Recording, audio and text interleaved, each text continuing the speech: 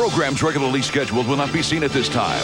Now, NBC Sports presents the Rockets and Knicks in Game 3 of the NBA Finals.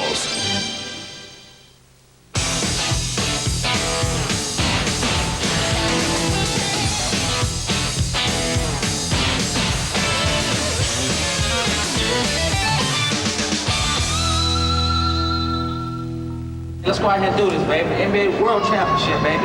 1, 2, 3, Rockets! The Houston Rockets were a confident team after beating the Knicks in Game 1, partly because while Patrick Ewing had done his part, many of his teammates had not. But in Game 2, Ewing's burden was lifted. Mason Jansen. Three-pointer for John Starks. Harper again with the steal. Harper with the pull-up. Ewing saw contributions come from all directions, like 11-year veteran Derek Harper, picking a crucial moment to come through as he had so many times in his prime. Liberated now from what had become a basketball graveyard in Dallas, he knows this could be his last chance to win an NBA title. And how about the Ewing reinforcements? His teammates who so willingly took turns throwing their smaller bodies at 7-foot-tall Hakeem Olajuwon. Olajuwon just happens to be the league's most valuable player. But the Knicks hung in until finally wearing him down, winning the battle and the game. Tonight, the Knicks will try it again, this time with 19,763 on their side. Game 3 is next.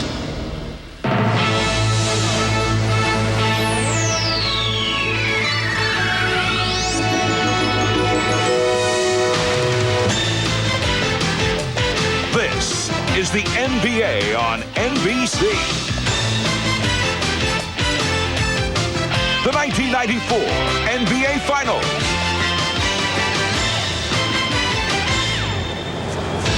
Tonight, Game 3 between the Houston Rockets and the New York Knicks. For the first time in 21 years, the NBA Finals have come back to Madison Square Garden, site of some of the most stirring moments in sports history. But never has this building, and rarely if ever has any sports building, had a week like the one lined up for the next several days at the Garden. Hi everybody, I'm Bob Costas. Tonight, Game 3 of the Knicks and the Rockets. On Tuesday, the NHL will engrave the Stanley Cup with the name of its new champion in a winner-take-all Game 7. And if either the Knicks or the Rockets can somehow sweep the next 3 in the NBA's 2-3-2 format, then the NBA will crown its new champion here Friday night. After the Knicks' 91-83 win at the Summit in Game 2, Rudy Tomjanovich worried aloud that New York had an opportunity to close out this series on its home floor. The Knicks, after all, are 9-1 at the Garden this postseason. But there has been something about this 2-3-2 format or some cosmic force at work that has stood home court advantage on its head for the last several NBA Finals. Since 1989, when the Pistons swept the Lakers, the road team is 19-9 in the Finals. Even more astoundingly, the team playing on the road for the middle 3 games is 12-2 during this same 5-year period. So what a set of 3 games it figures to be on this floor. And what a week in New York. Ewing and Olajuwon, Messier and Boré, Marvin Matt. Let's go to him courtside. Marvelous. All right, Bob, and Pavel Boré was asking for you just the other day. Coming into this series, most of the attention dealt with the matchup between Hakeem Olajuwon and Patrick Ewing, and over the first 2 games, Matt, they have played to a standstill of significance, the manner in which the Knicks have reacted to Olajuwon, with many different looks over the first 2 games. Here's the breakdown when Patrick Ewing goes head up against Hakeem. He's hit 9 of 20 from the field. When the help has come over the 2 games, he's 2 of 5. Anthony Mason's strength has bothered Olajuwon. Now, this has been a major factor. Charles Oakley has faced him only briefly, and the same for Charles Smith and Herb Williams. In effect, the Knicks have done a very good job against Hakeem Olajuwon over the first 2 games of the series. And Hakeem Olajuwon hasn't even shown his MVP form yet in this series, and he's still scoring close to 27 points a game. But as you saw, Patrick Ewing and Anthony Mason are taking turns guarding him and wearing him down, so when crunch time comes. Olajuwon is just 1 for 8 in the 2 fourth quarters. And defensive plays like Patrick Ewing's block from behind and Anthony Mason's reach-in steal are why this series is all even. But this does not all rest on Hakeem Olajuwon's shoulders. The Houston backcourt has to do a much better job of getting him the basketball. Yes, the Rockets feel they must get better play at the point guard position. In Game 2 Friday night in Houston, the Knicks, sparked by Derek Harper, have the decisive advantage at point guard. Well, Patrick Ewing and many others said that this was Derek Harper's finest all-round game as a New York Knick. And look at this, 18 points, 7 assists, and throw in 4 for 6 in three-pointers. And Derek Harper dominated the point guard matchup because he constantly hounded and pressured the Houston Rocket backcourt. And here he picks off 2 dribbles as he kept the Rocket guards from getting into their offense. And Marv, Derek Harper's defensive aggressiveness is a given. Now, if he can give the New York Knicks some offensive punch as well, the Rockets will have a serious problem. So the scene has shifted back to Madison Square Garden in New York. When we come back, Game 3 of this best of 7, and the Garden will be rocking for the introduction of the lineup.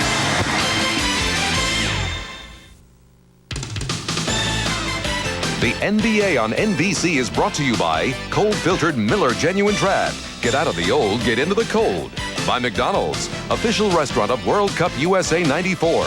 And by Mazda. Mazda, it just feels right.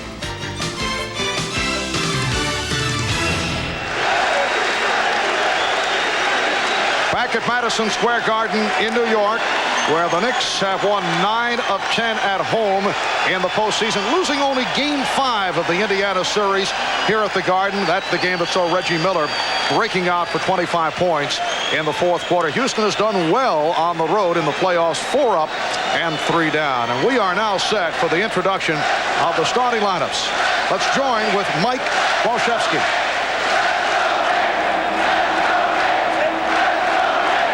Good evening, everyone, and welcome to Madison Square Garden, the world's most famous arena. Tonight's Game 3 of the 1994 NBA Finals features the Houston Rockets and your New York Knicks. Here are tonight's starting lineups. First for Houston, at guard at 6'4" from Florida, number 11, Vernon Maxwell. Guard at 6'3" from North Carolina, number 30, Kenny Smith.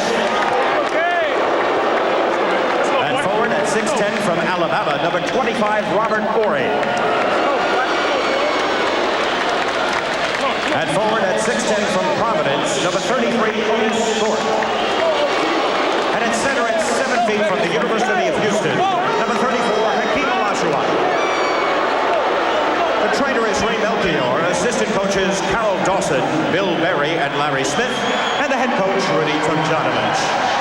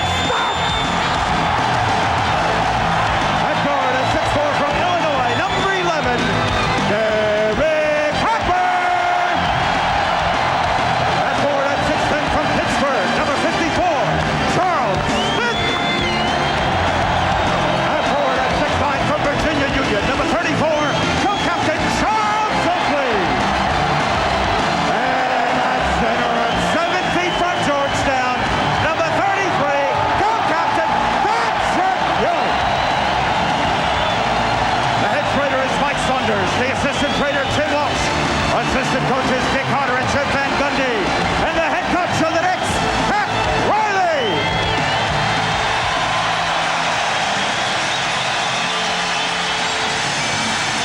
All right, for more on the Knicks and the Rockets, we have reports from Ahmad Rashad and Hannah Storm. First, this from Ahmad. All right, thanks, Marv. I was just talking to Anthony Mason just before the game on the wonderful job he did on Hakeem Olajuwon. He says that Olajuwon is a player that likes to get into comfort zones, so he tries to keep him out of those comfort zones.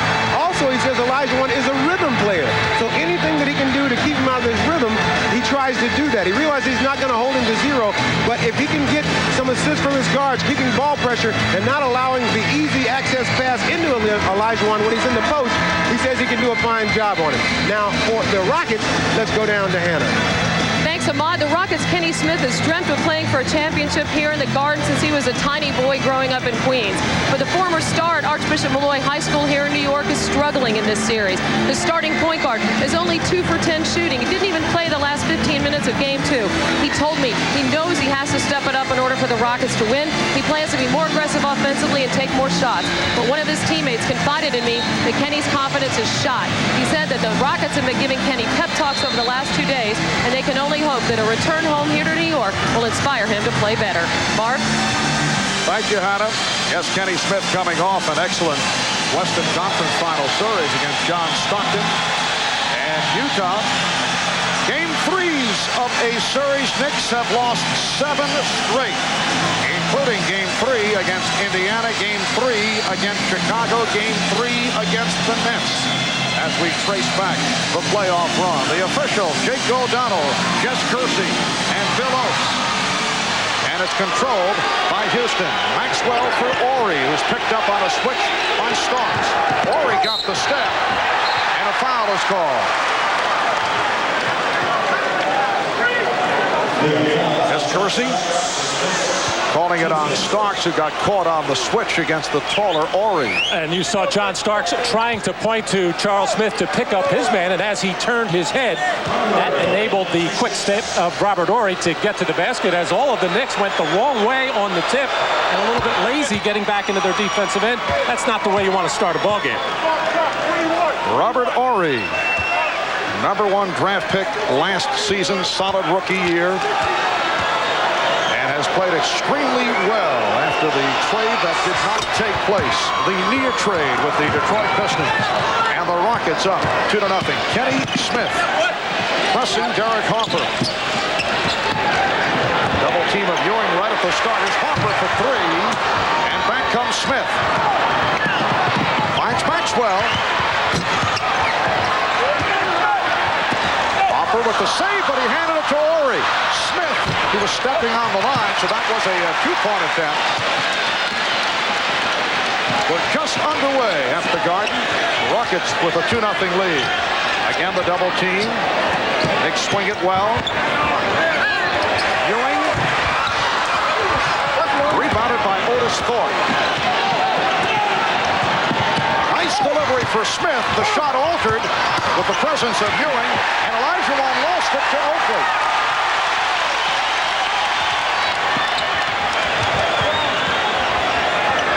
Oakley, this time some pressure. Ori came out. Oakley's been hitting the outside shot right throughout. A little semi-fast break for the Knicks. All of the Houston Rocket defense kind of just melted towards the basket. That left the trailer Oakley wide open.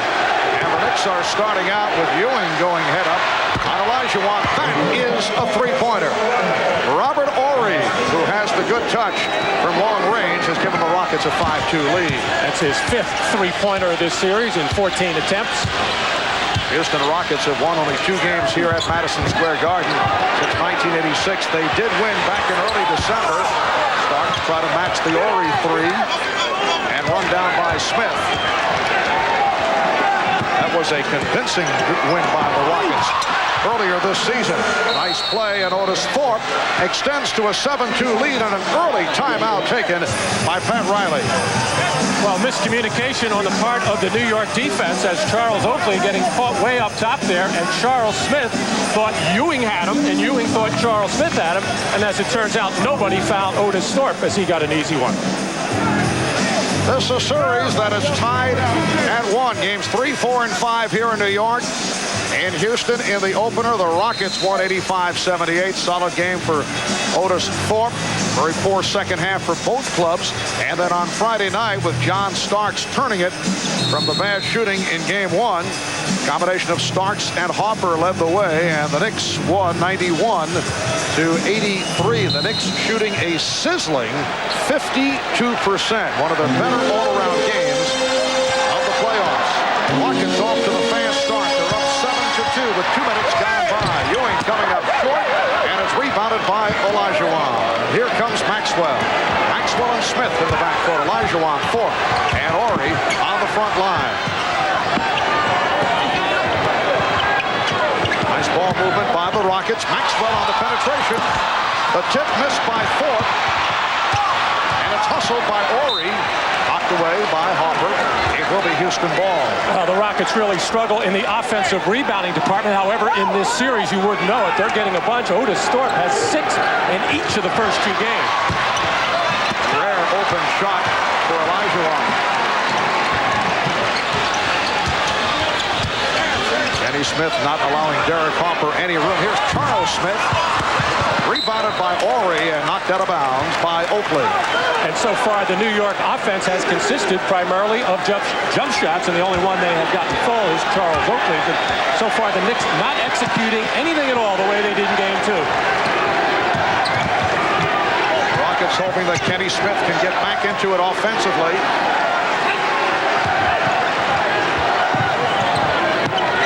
Shot clock at 5. Maxwell, yes. Vernon Maxwell driving from right to left and converting on the floater for a 9-2 Houston advantage. But initially we saw Akeem Olajuwon face up on Patrick Ewing, and the Rockets want him to try to take Ewing off the dribble. He couldn't get by Patrick, but he got the kick out to Maxwell. Knicks have hit only 1 of 6 from the field. Oakley way off. And that brings a moan from the crowd. Dawson been hitting the jump shot. Maxwell giving the Rockets an 11-2 lead, and the Knicks call for time. This will be a full timeout. Vernon Maxwell with his second field goal. He's now 2 of 4, and he's given the Rockets a 9-point lead. Maxwell breaking the defense down, getting into the lane, and here another fast break for Houston in the early going as they have imposed their fast break offense. This is the way the Rockets like to play. Vernon Maxwell off to the quick start here in the early going. At all times, the question concerning Maxwell, can he play under control? We talked about that with the man they call Mad Max. I felt like I've been pretty decent throughout the playoffs with my emotions or whatever, but I have to play with a lot of emotions because I feel like I'm the emotional leader on the ball club, and my teammates feed off my emotions, and but just staying within the team system, you know, with just draw a line, you know, to cool it, know when to cool it, and know when to, you know, I can carry it, and I feel like I'm ready for that. Ewing on the drive, went to the finger roll. Rockets now lead 11-4.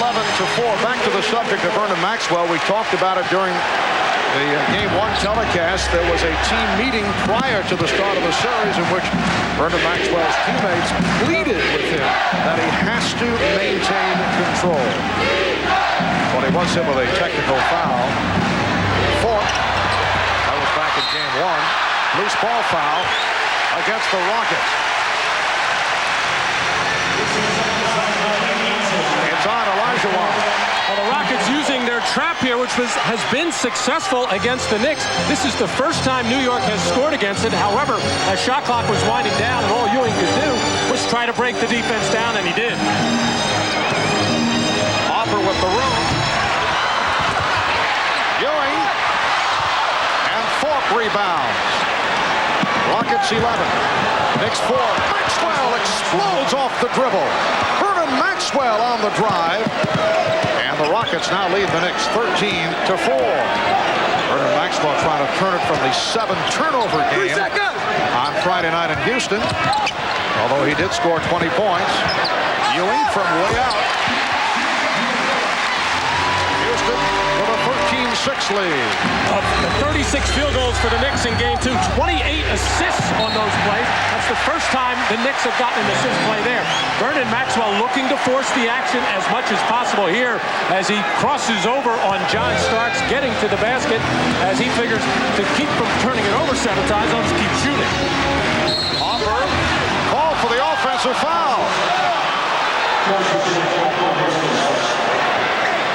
Eric Harper called by Jake O'Donnell for that charge. And just a mild complaint there by Derek. He has a habit of when he drives to the basket, he tries to initiate the contact either with his elbow or his shoulder just to try to ward the defender off or draw the foul. Jake's been watching him a lot of years. The chant of defense. Horry went to the crossover to set up Olajuwon. He's rejected by Ewing. Maxwell for 3. Rebound for it. The pass broken up. The Rockets will maintain possession. Watch Keem's right shoulder there. He tried to push off on Patrick Ewing to knock him back. Patrick too strong, not taking off that play, and able to swat the Olajuwon little jumper. Rockets doing a better job off the offensive boards, and Horry allowed to penetrate. Now the Knicks try to take advantage on the transition. Starks all the way. John Starks streaking down court. All as a result of the quick inbound pass, and really nothing the Rocket defense could do there. They were hustling back. John Starks is too fast. Rockets 15, the Knicks 8. Now Oakley playing Olajuwon. Horry fouled by Smith. Charles Oakley was doing a good job fronting Hakeem Olajuwon. Charles Smith called for the foul. And this is just a foot race. Kenny Smith was there, but tried to cut in front of John Starks to get a spot at the ball. And Starks saw him coming all the way, able to finish off that play. So far in this first quarter, Robert Horry feels that he has that quick step ability, the ability to get by Charles Smith on the drive, and he's getting. Horry is now 3 of 3 at the foul line. Charles Smith called for that foul, had a good game the other night. Let's go to Ahmad Rashad. All right, Mark, during that last time out, Pat Riley telling his team that they weren't playing people defensively. They weren't putting that pressure on and not getting back. The last thing he told them before they broke the huddle is that they got to get up and down the floor. They can't afford to walk it up. And as you just seen, Starks doing just that. Mark? All right, Ahmad. Olajuwon jumping out on Starks. They double up on Oakley. Oakley takes it to the hoop and was rejected. Here's Harper for 3. Derek Harper coming off a very strong game, 7 of 11. 18 points, 7 assists, 3 steals, hitting on his first field goal. Rockets by 5. Horry fires up a 3, and it goes over the top of the backboard. Aggressive defense by the New York Knicks on the pick and roll situation. They will trap just about every time they did it and forced really a tough shot by Robert Horry. 5 minutes remaining in this first quarter. Smith is open. The Rockets 16, the Knicks 13. And once again, John Starks creating off the dribble, getting into the lane and finding the open man. This is exactly what Pat Riley wants from John Starks in the playmaking department. Olajuwon has been quiet thus far. Maxwell has not. That time, an air ball. Ewing with the save. And it will be New York ball. And the crowd and Anthony Bonner react to the alert play by Patrick Ewing, who could not get the rebound cleanly here, fumbling it, and makes a smart heady play to knock it hard off the feet of Robert Horry. Rockets by 3. Starks using the screen. Harper sets up Smith. Yes. Charles Smith with a second straight corner jump shot. It brings the Knicks within 1. Just following the good start by Houston. Maxwell with a beautiful spin goes to the reverse. Could not complete it. Ewing rebounds. Here comes Starks, putting the speed on. Set up Smith. His pass off the mark. And back comes Maxwell. Ewing is there. The pass broken up by Harper. Harper's pass stolen by Olajuwon. Hakeem Olajuwon off the steal gives the Rockets an 18-15 lead. And Derek Harper really upset with himself, trying to save that ball, put it up softly, in Patrick Ewing's direction, but the Rockets get the steal and the lay-in. Better just to let it go out of bounds in that setting. Ewing going strong at Olajuwon. 3.5 remaining in the first quarter. And now Rudy Tomjanovich calls for time. It's the Rockets 18, the Knicks 15. Well, checking out the notables at courtside here at Madison Square Garden. Spike Lee in his usual seat. John McEnroe on hand, back from the French Open. Donald and Marla making the scene. Itzhak Perlman also here on a regular basis. John Thompson has been following the series right throughout. John Kennedy Jr. and Daryl Hannah. And Shaq has returned to the scene of the playoffs. Jack Nicholson in town for the premiere of his new motion picture Wolf, so I think we'll be seeing Jack during the course of this week. Rockets 18 and the Knicks 15 as we come up on 3 minutes remaining. In this opening quarter, Marv Albert, Matt Guokas, Ahmad Rashad, and Hannah Storm from the Garden starts off the steal, and Charles Smith with his third field goal. He has 6 points. Rockets now lead by 1. All started on the nice defensive play by Patrick Ewing as Olajuwon didn't step out and reach for the ball. Patrick able to reach over the top and knock it loose. Olajuwon off to the slow start. Olajuwon bottled up. Olajuwon lost the dribble off his foot. Now able to control. Here's Smith. Kenny Smith line drives it home. The Rockets would love to see Smith get off. He's been quiet in this series. Rockets lead by 3. Charles Smith has scored the Knicks' last 6 points. Both clubs remaining the same following that Houston timeout. Ewing tried the jump hook, rejected. And a traveling violation is called. Patrick Ewing playing behind Olajuwon, and Hakeem thinks he has him held off, but backing up a little bit and reaching with one hand enabled Patrick Ewing to start this fast break and the finish for Charles Smith. Carl Herrera has checked in, replacing Otis Thorpe. Herrera had the outstanding game off the bench in the opener of this series, coming back from the dislocated right shoulder. Here's Herrera, rejected. Ewing jumping right out at it. Sam Cassell has also come on for Kenny Smith. Illegal defense call for the first time against the Knicks.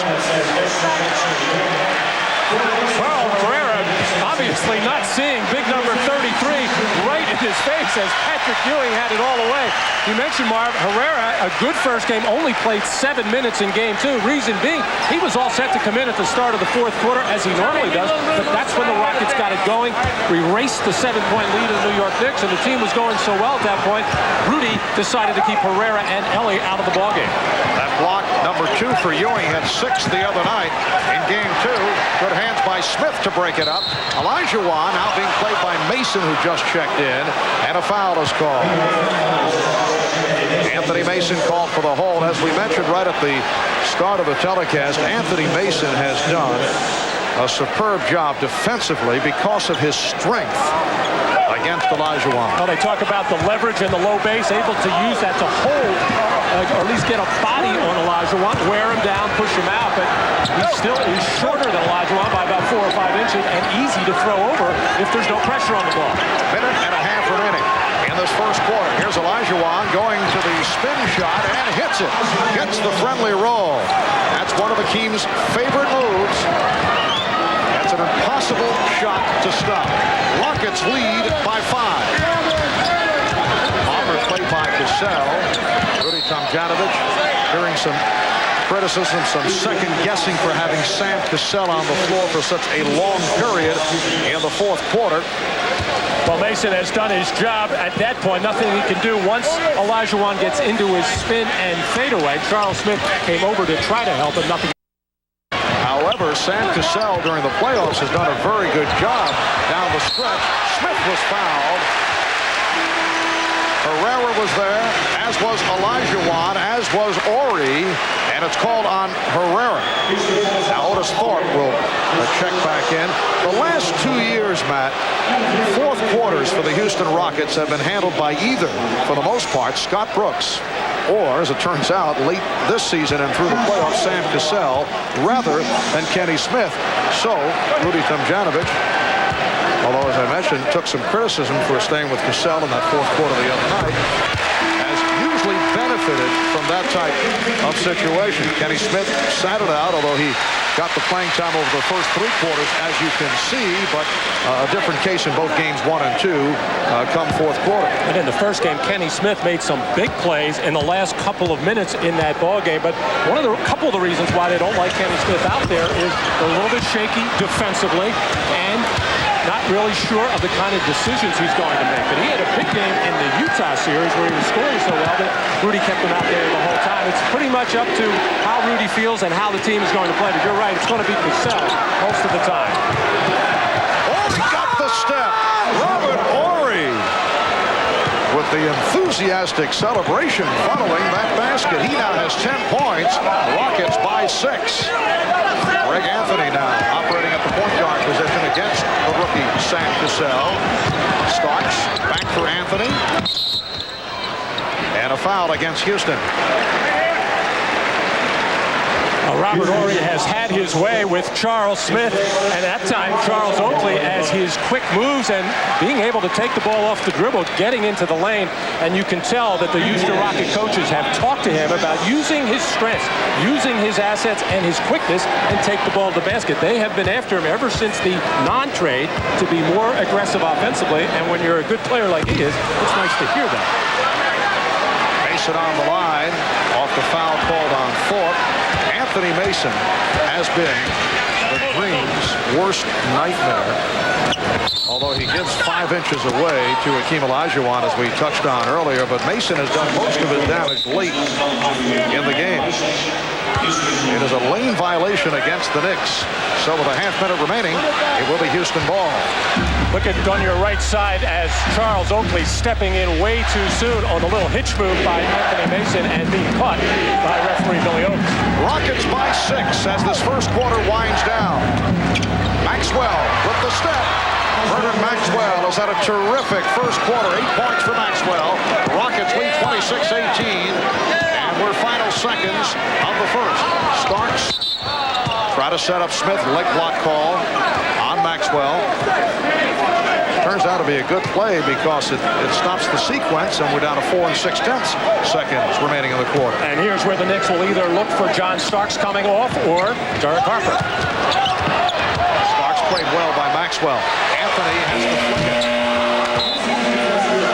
After 1 here at Madison Square Garden. Good quarter for the Houston Rockets.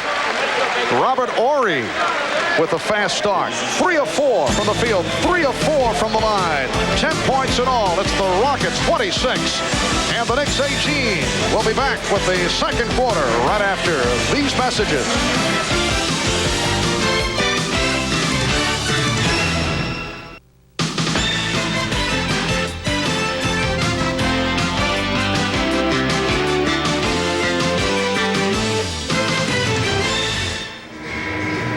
Ahmad Rashad back at Madison Square Garden. Now, championship fever has hit New York strong this spring. Not only the Knicks going for a championship, but also the Rangers. Now, on Tuesday night, the basketball nets will be removed and be replaced by these hockey nets. Now, a lot of people talk about the drought for the Knicks having not won a championship in 21 years. Well, when you talk about a drought, the Rangers have not won a championship in 54 years. There are not many people that remember that championship except for our own Marv Albert, who was there to cover the game. Marv?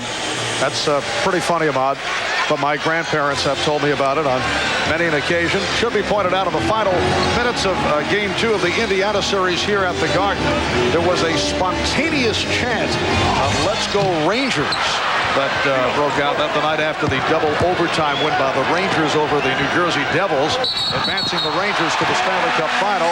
Offensive foul called on Mario Elie, New York City product, who just checked in. Second quarter is just underway. Rockets with an 8-point lead.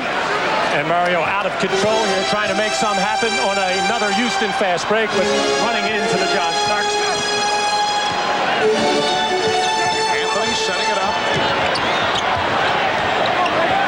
Mason try to post up. And a reach-in foul is called. He was double-teamed by the combination of Herrera and Cassell. And it's on Cassell.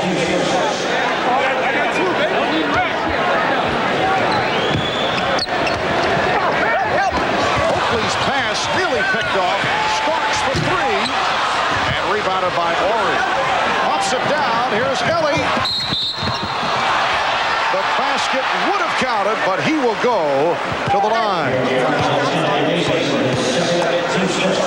Mason picks up his second. Anytime you have a long jump shot in the corner from one of your guards, it's going to be a difficult transition defense situation. And Anthony Mason was just kind of playing center field back there instead of sprinting back and getting back to the top of the key area. And that's what enabled Mario Ellie to get that breakaway opportunity as he's chomping at the bit to get something going so he can get some more playing time. Back with the Knicks in the NBA Final. This is the second time ever the Knicks and the Rangers make the finals in the same year. No city has produced winners in the same year in both the NHL and the NBA. In 1972, the Knicks lost to the Lakers. The Rangers lost to the Boston Bruins in the Stanley Cup Final. The Knicks, as we mentioned earlier, last in the final 72-73. The Rangers prior to the season got to the finals in 1979 and lost to the Montreal Canadiens in 5. Here's Anthony on a fadeaway. 27-20, the Rockets with the lead. Anthony trying to steal from Cassell.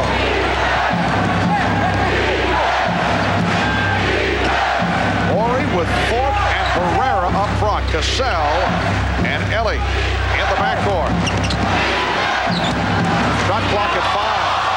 Herrera. Gilbert Davis, who just checked in, ties it up. Once again, the Knicks' excellent defense against pick-and-roll situations, making it very difficult. It should be a good situation for Houston because normally the Knicks will double-team and trap, and that creates openings as John Starks looks on 1 second. Oh, they changed the shot clock. There was 1 second on the shot clock. I don't know why I went back to 24.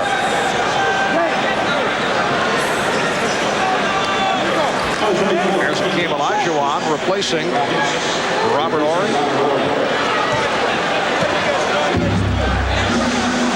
Shot clock has been reset.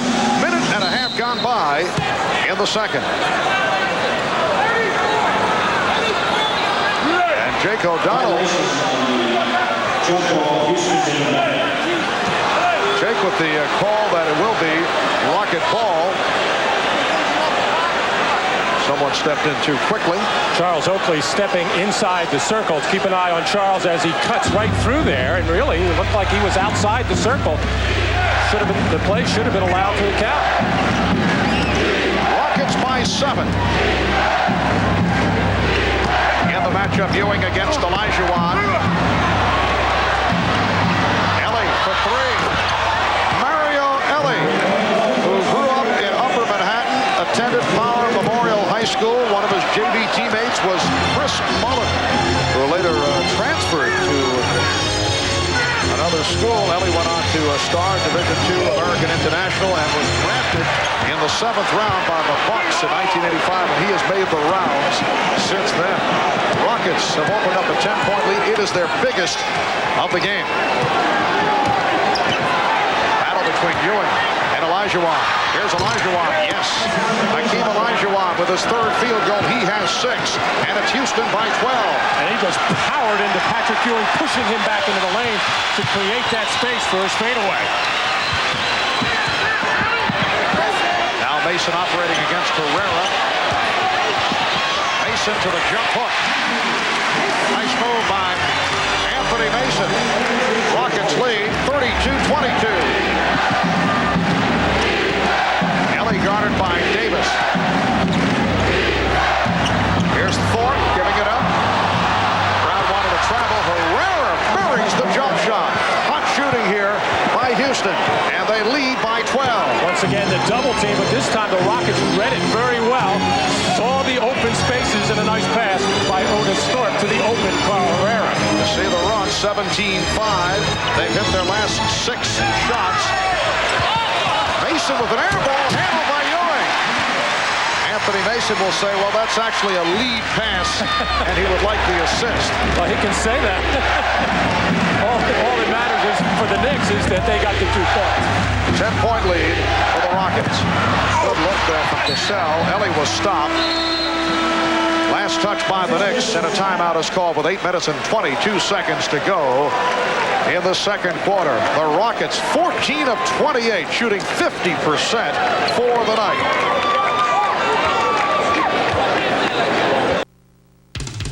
The NBA on NBC is brought to you by new Ice Brewed Ice Draft from Budweiser. Taste the future of draft beer. By Speed Stick Deodorant and Speed Stick Antiperspirant, the #1 for movers and shakers. And by Ford and your Ford dealer. Have you driven a Ford lately? The marquee matchup in this series, Hakeem Olajuwon going up against Patrick Ewing. A rivalry that dates back to 1984 when Ewing's Georgetown Hoyas beat Phi Slama Jama of the University of Houston for the NCAA title. Here they are going at it for the NBA championship. We talked with Hakeem about Patrick Ewing. Really admire his play, his talent since college, because he's a true center. Especially when he was in college, how he plugs in the middle with both hands up in the middle.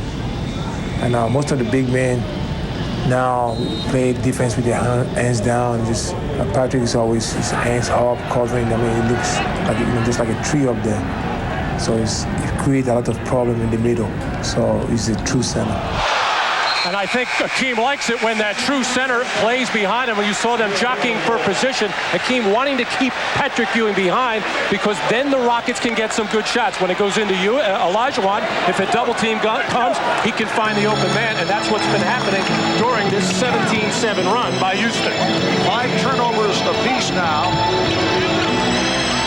Ewing cuts it to an 8-point Rocket lead. One stretch, it was 18-17 Houston, then they pulled away. Here's Cassell hitting the 3. Sam Cassell, the rookie from Florida State, extends to a 37-26 Houston lead. Anthony and Davis in the backcourt, Ewing, Mason, and Smith up front. Double team of Ewing. Illegal defense called for the first time against the Rockets. Hakeem Olajuwon having Patrick Ewing behind. Ball goes inside to him, and then the trap down is going to leave that man wide open outside for a 3-pointer. And when the Knicks have to go down and double, these are the kind of open shots that the Rockets will get. Open shot for Anthony. Smith on the back tap. Cassell ran it down and was run into by Anthony. So the foul is called on Greg Anthony. That is his first. You see why Pat Riley wanted the strategy coming into this series of getting around and fronting Olajuwon, because it cuts down on the scoring opportunity of the other players out on the floor. Already, Ellie has a 3 and Sam Cassell with a 3-pointer.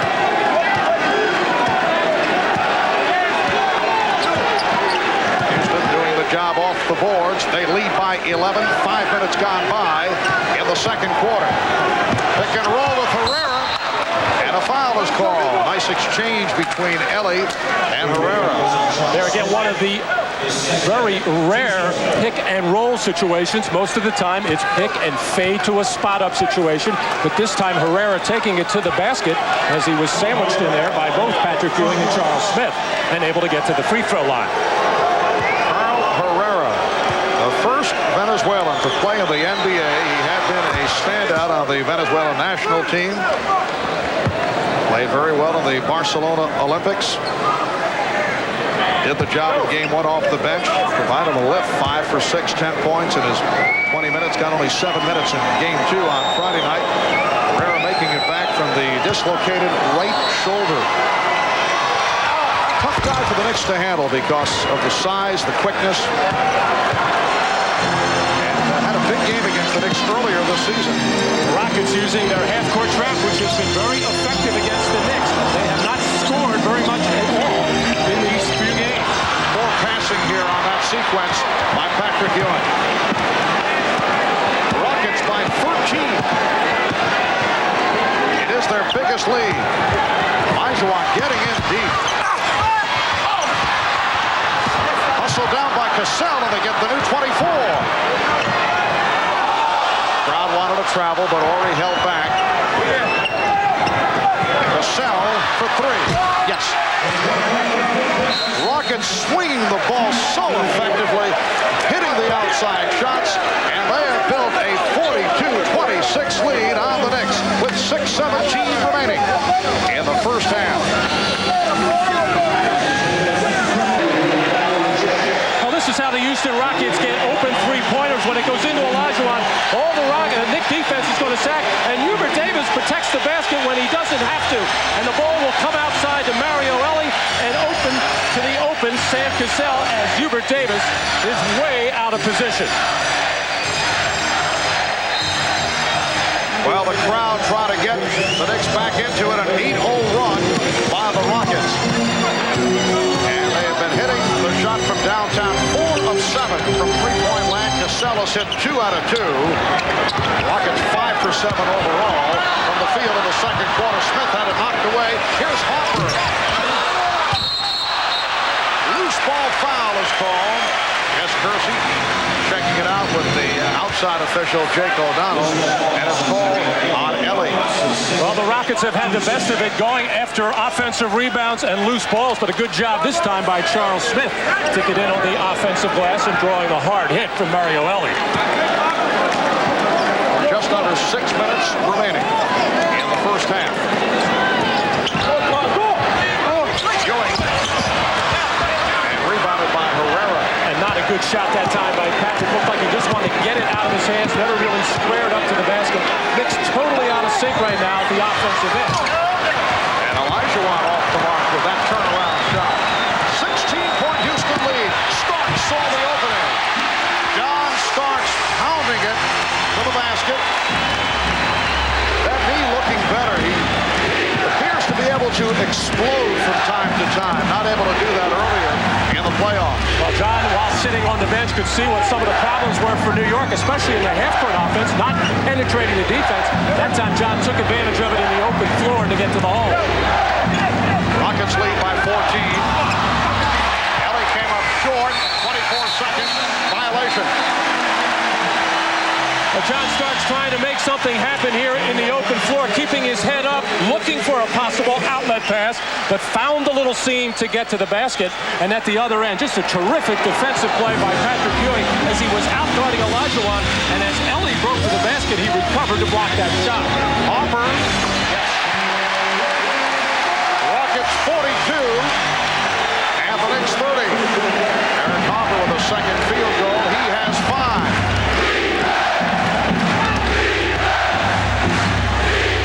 Rockets have had difficulty holding big leads during the course of the playoffs. Foul on Smith.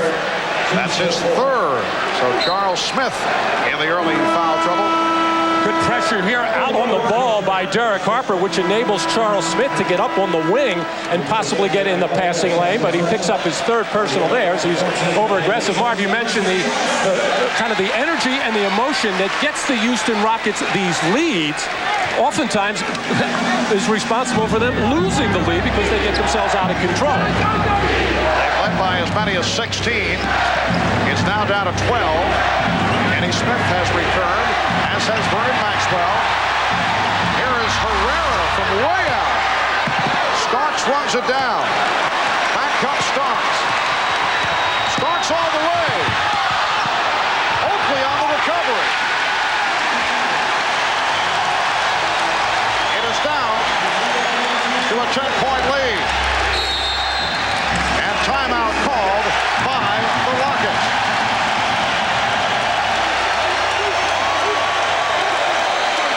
Six straight points for the Knicks.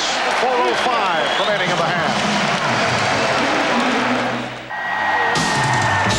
Coming up on the Prudential Halftime Report, we'll be joined live by Dikembe Mutombo of the Denver Nuggets. He's become one of the league's top centers and he'll talk about the play of Patrick Ewing and Hakeem Olajuwon. We'll get to that shortly, but right now, as you can hear, the crowd, which had been taken out of it just a few moments ago, is very much back into it. And we go back to Marv Albert and Matt Guokas. Marvelous. All right, Bob. 4 minutes and 5 seconds remaining in this first half. Rockets led by as many as 16. Knicks cutting into that big lead. We mentioned that the Rockets have had some difficulties holding on to the big early leads during the playoffs. Well, as I mentioned, Mark, oh my goodness, they threw the ball away right to Derek Harper. Harper off the turnover, a careless inbounds play, and the Rockets now lead by 8. Well, ever since Derek Harper and John Starks have come back off the bench, the pressure has intensified on the Rocket guards, and they are befuddled. Bad play by Kenny Smith. Harper to Mason. 2 straight turnovers by Houston. And a travel called on Mason.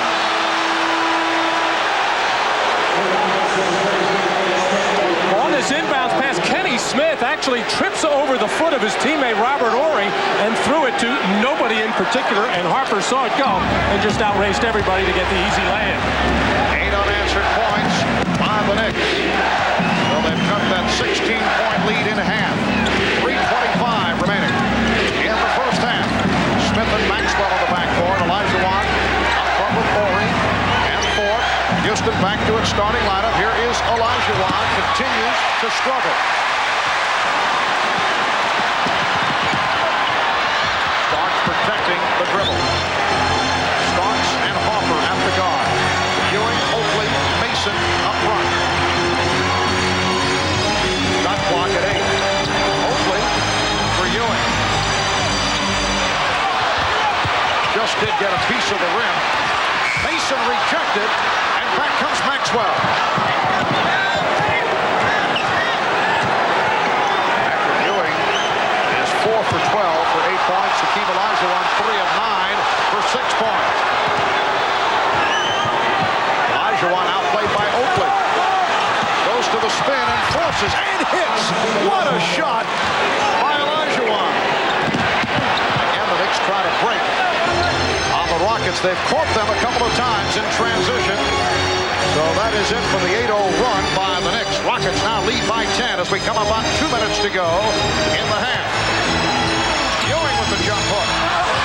Oakley with the rebound. Gets it out to Ewing, who pops again.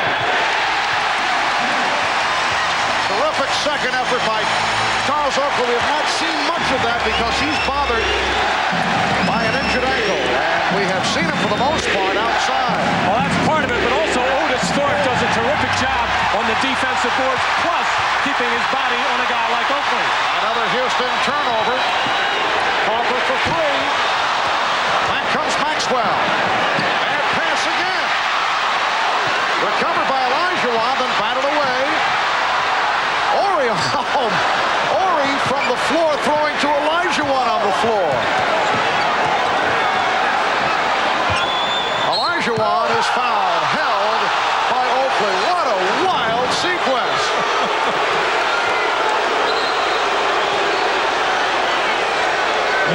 Well, Hakeem Olajuwon picked up by Oakley on a switch here, and what Hakeem has been told by the coaches to do different things against the different people. They wanted him to beat a guy like Oakley off the dribble as he did there, as Charles Oakley hustles in and whips one back to Patrick Ewing, who has struggled on his 3 previous shot here. Nobody can get a handle on the basketball.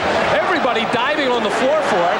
Derek Harper wanted to get it and try to call a timeout, as nobody for the Rockets can get things under control, as finally Maxwell and Horry settle things down ever so slightly as the foul's committed on Charles Oakley. Olajuwon with his first trip to the line. The Rockets have led all the way. They're up by 8 with 1 minute and 20 remaining first half. And Hakeem getting the treatment from the Garden crowd. Getting 1 out of 2. The Rockets lead 45-36.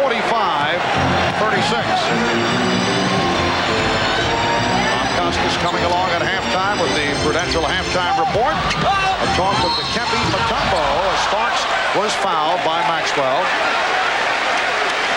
Kempe Mutombo of the Denver Nuggets, close personal friend of Patrick Ewing, has been following this series closely.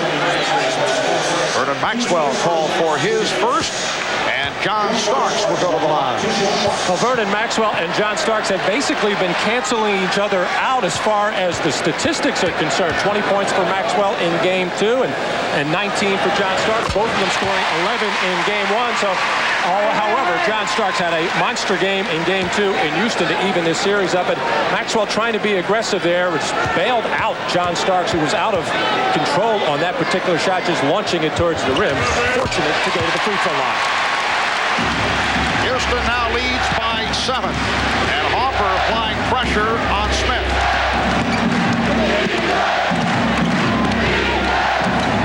Maxwell got the step. Maxwell, spectacular drive, but could not put it down, and it will be Rockets ball. 54 seconds remaining in this first half. Game 4 of the series here at Madison Square Garden Wednesday night will be on hand starting 9 p.m. Eastern Time, and Game 5 Friday night from New York, also a 9 o'clock Eastern start. Series tied at 1. Down to 45 seconds remaining first half. Ford trying to help with the screen. Smith lays it off to Olajuwon. Ewing with the rebound. Starks on the run. For Mason. He blew the stuff. Saved by Harper. Well, Robert Horry got under his feet there, and it looked like Mason was keeping his eye on him and forced him to lose concentration on that dunk shot. 15 seconds remaining of the half. Shot clock at 4. It's down to 2. Ewing. Ford, final seconds. Gets it down to Olajuwon. Oh, what a save by Olajuwon. And then Ewing with the rejection. A spectacular ending to the first half. What a terrific effort by Patrick Ewing, who took that jump shot, not quite on the baseline, but a 45-degree gets all the way back to somehow or other outrace that ball and catch up with Olajuwon's little hook to save the day for the New York Knicks at the end of the first half.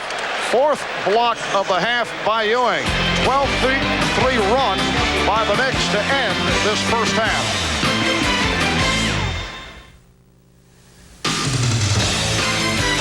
This is the Prudential Halftime Report, brought to you by the Prudential. Peace of mind. It comes with every piece of the rock.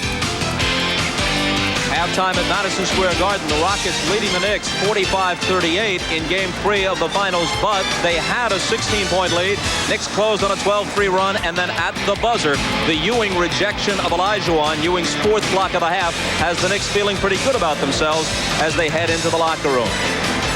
Well, Bob Costa's back in our perch, and no, this is not some sort of bizarre bi-network split-screen effect.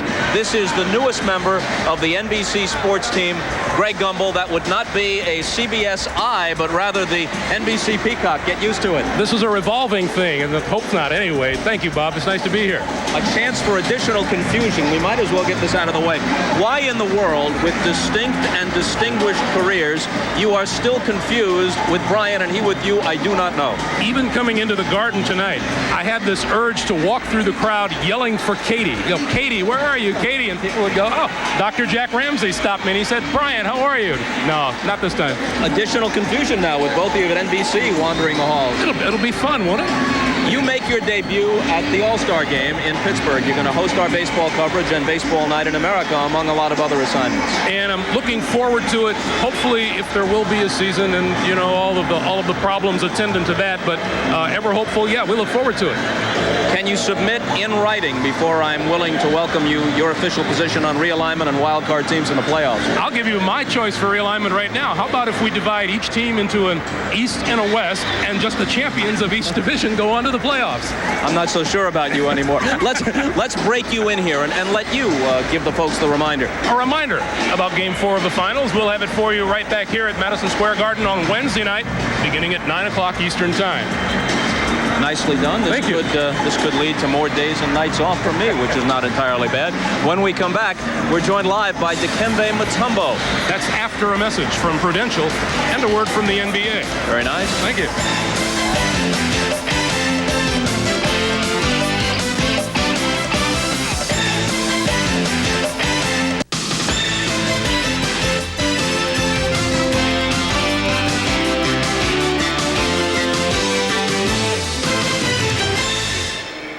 So the Rockets leading the Knicks 45-38 in Game 3 of the NBA Finals. Dikembe Mutombo, as you know, just finished his 3rd season in the NBA, and he has emerged now as a force, especially off his play in the postseason. Let's take a quick look.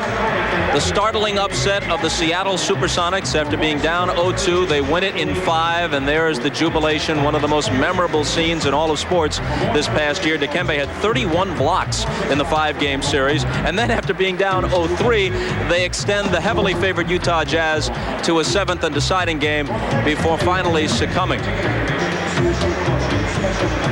So it was at this point that Dikembe Mutombo kind of burst through as a national figure, and he joins us now at Madison Square Garden. And before we get a comment from you, I want to give the folks a look at a quote of yours that appeared in Sports Illustrated just this past week, because it sums it up very well.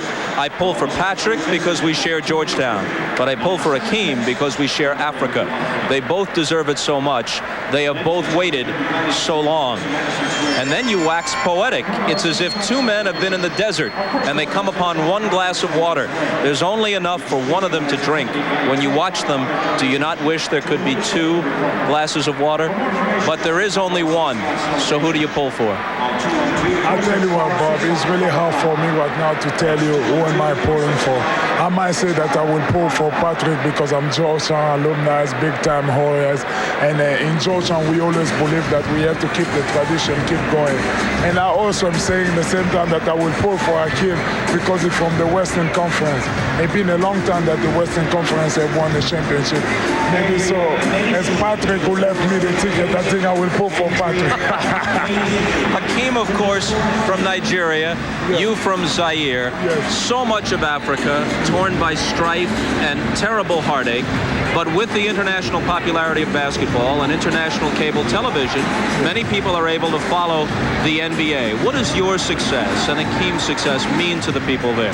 I tell you what, it's just been a tremendous job that we have done here in America. Every time when I go to Africa, the people don't believe that we came from Africa and we are playing a professional basketball in America. And I think, I hope that we continue to do the same job that we are doing right now. Maybe it might inspire some of the young guys back in Africa, and they can follow our leadership and becoming a professional basketball one day.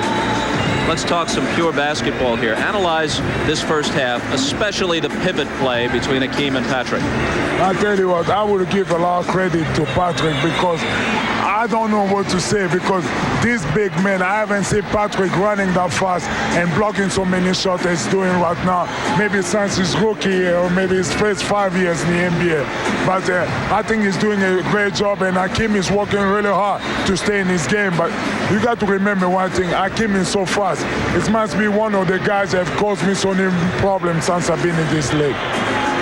Do you play him straight up, or does Denver usually provide double coverage? Because the big story of the series is that the Knicks go with single coverage, Ewing about half the time, and the other half split between Smith, Mason, and Oakley. In Denver, we never trying to double Akeem that much because I don't know, I don't want to give so much credit to myself. So many people have said that I've been one of the top defenders, can defend Akeem really well. But I've been trying to do the best job as I can.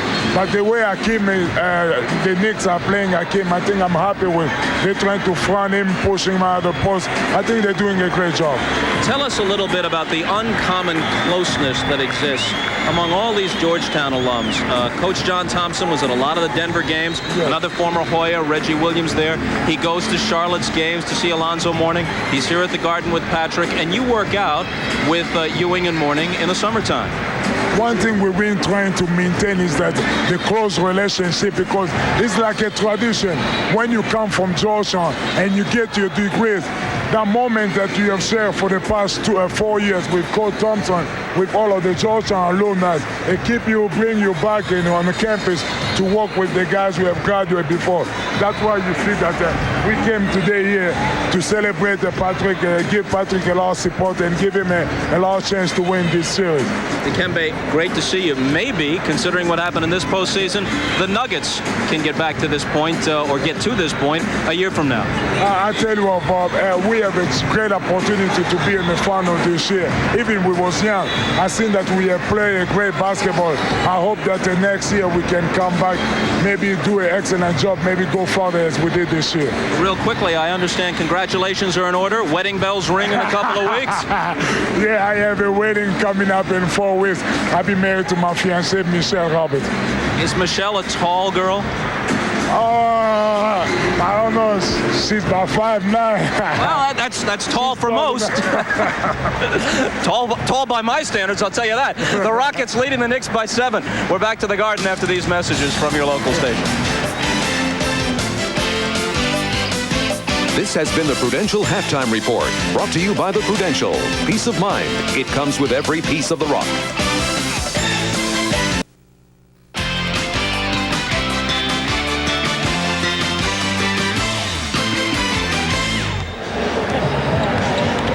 As we've said, it's an incredible week at Madison Square Garden, the NBA Finals, then Game 7 for the Stanley Cup on Tuesday. And how appropriate that Marv Albert would be working an NBA Finals game on this, his birthday. And we can't tell you how pleased we are that all of you folks, millions of you around the country, can be with us tonight as we celebrate for the 8th consecutive year Marv's 43rd birthday. Marvelous. Bob, thank you. Thank you so much. The staff doing its research, obviously, Matt. I'm just emotionally crushed by this. It should be pointed out. 43. Oh, it's your good friend Donald Trump, Matt. Donald, yes. My business partner. What does this say? Walk on. It's very nice. Marla, thank you very much. Thank you. Were you around for the last? Thank you. I told you never to bother me during the telecast. Very, very embarrassing. Thank you. Very nice. The staff very well prepared. Well, as we were saying in talking about NBA basketball, Matt, the Knicks making a run at the Houston Rockets. The Rockets shooting after the good start, falling off. They missed 7 of their last 8 from the field. But the Rocket defense has been outstanding. Their half-court pressure has taken the Knicks out of their execution and also has gotten the Rockets' running game going, which is so important. And then when the Knicks guards came back, Starks and Harper, they increased the pressure, and that's how they got back into this ball game. And it must be nice to have friends in such high places. All right, as we check out the Miller Genuine Draft halftime statistics, the Rockets 17 of 40, 43% from the field, and the Knicks 17 of 43, shot only 40%. Blocked shots of significance, Knicks 6, Rockets 2, and Patrick Ewing had 4 of those 6 blocked shots. Ewing with 10 points in the first half, Olajuwon with 9, and neither shot well. Ewing 5 of 14 and Olajuwon 4 of 12, and the first half ended in sensational fashion. The catch by Olajuwon on that pass drifting away, and then the block. A brilliant play defensively by Ewing. Let's go to Hannah with Houston coach Rudy Tomjanovich. Thanks, Marv. Coach, your team did a much better job executing your offense in the first half. How do you think they responded to the Knicks' pressure the last 4 minutes or so of the half? Well, we didn't do real good there. In fact, we missed about 4 or 5 layups, and we could have a nice lead here, but I love the effort on the defensive end. Hakeem Olajuwon only has 9 points. He seemed a little bit confused in the huddle about the double team, if and when it was coming. Is he having any trouble adjusting to the way the Knicks are playing him? Not really. I mean, it's the same things that we're seeing, but there's just a lot of pressure. He's getting pressure from front, and sometimes they're not doubling, and that's that's putting a little bit of a trick in the game. All right, thanks, Coach. Good luck in the second half. Marv? All right, Hannah, you know, Matt, that Marla can be so annoying. Really gets on your nerves. We'll be right back. Ahmad Rashad back at Madison Square Garden. Now at halftime, Pat Riley, very upset at his team, felt like they were out-hustled, and extremely upset because they were out-hustled here at home. Said there was too much standing around, and on offense, he wants them to continue to push the ball up. Marv? All right, Ahmad, 7-point lead for the Houston Rockets as we get set for the start of play in the third quarter. It will be Nick Ball, and they open up with their starting unit of Hopper and Starks in the backcourt. Oakley, Smith, and Ewing up front. Smith is playing with 3 fouls. Ewing does not have any. Olajuwon with only 1. Ewing with the nice fake. And back come the Rockets. Backcourt of Smith and Maxwell. Thorpe, Olajuwon, and Ori on the front line.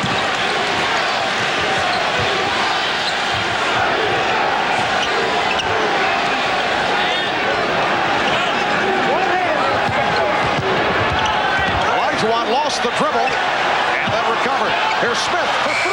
Yes. Kenny Smith from downtown. That's his first 3-pointer. 5 points for Smith, and the Rockets open up a 10-point lead. Well, both teams would like to get their centers on the move and come to meet the ball to negate some of that physical pounding inside. Once again, tough luck on the shot by Patrick Ewing.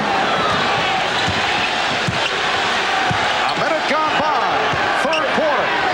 Olajuwon. Nice move by Hakeem. Beautiful second effort. And that's 2 times in a row that Patrick Ewing has gotten caught behind Hakeem Olajuwon, and when Olajuwon puts it on the floor, the Knicks are very slow to get down to try to dig it out. Rockets by 12. Here's Hopper. Yes. Derek Hopper shooting well once again. He has 9 points. Rockets 50. And the Knicks 40. Traveling violation is called. Hakeem Olajuwon getting the ball inside here, shows Patrick Ewing the ball, and then a little up and under move, as when he makes that change of direction, there should be a whole bunch of New York Knicks down there to greet him, but they're just kind of standing around and watching in these opening minutes of the third quarter. Hopper calling out a play. Oakley sets the pick. Here's Starks for 3. Well, the shooting picking up at both ends. The Knicks with their second from downtown, the 2 of 7.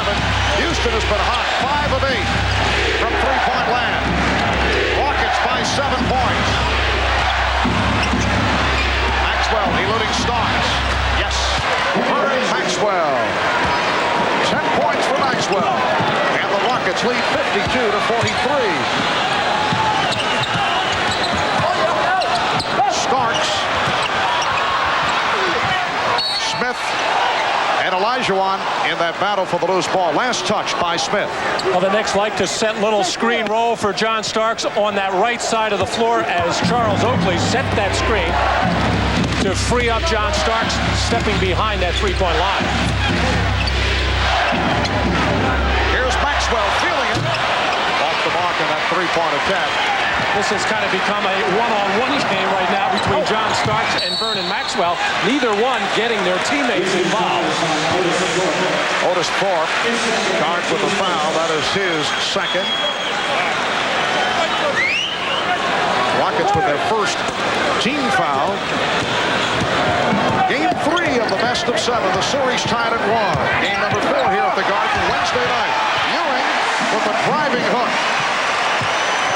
Patrick Ewing is 6 for 18.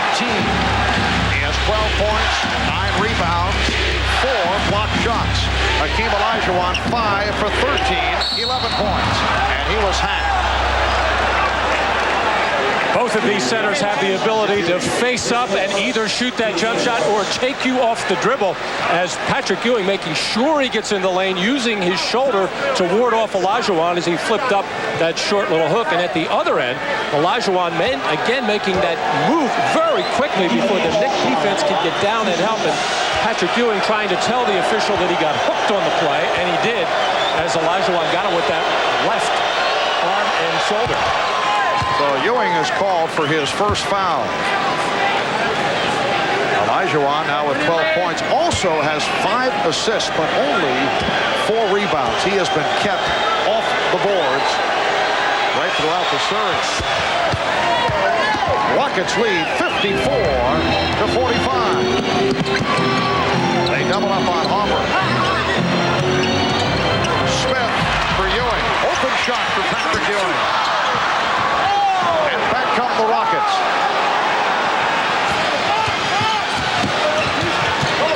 Kenny Smith on the penetration. Yes, and it counts. Beautiful move on a crossover dribble by Kenny Smith. And you see the little smile on Kenny's face as he has been wondering to himself where that has been. He has been caught trying to just hang out on the perimeter, wait for that three-point shot, but he knows he has that quickness and ability to penetrate a defense, get in there, and create something. And really, this is the first time he has done it since that last couple of minutes of game 1 when he got in the lane and made that dish off to Otis Thorpe. Oakley was called for the foul. 3-point play by Smith. He has 8 points. Kenny Smith was 8 years old when he began following those famed Knick teams of the early 1970s. A great admirer of Walt Frazier and Earl Monroe. Good pressure here by the Rockets. Smith able to save it, but his pass too strong and turns it over. And once again, that little half-court trap of the Rockets being very effective. The New York Knicks want to get the ball in the middle of it. They're using Charles Smith there. The time before, he got a good kick out to Patrick Ewing. This time the pass too hot to handle. Houston leads by 12 with 4 minutes gone by in the third. Smith had the shot actually deflected by Hopper. Olajuwon with a spectacular move. Hakeem Olajuwon showing the spin, and the Rockets extend to a 14-point lead. Timeout taken by the Knicks. Well, this is what Hakeem Olajuwon can do to Patrick Ewing as Patrick gives ground. That quick spin, and nothing Patrick can do standing straight up. As Patrick trying to body push out, as Olajuwon getting one of his rare offensive rebounds, just too quick for Patrick Ewing on the spin. One more look at it as Patrick tries to take away the lane move, loses him on the baseline.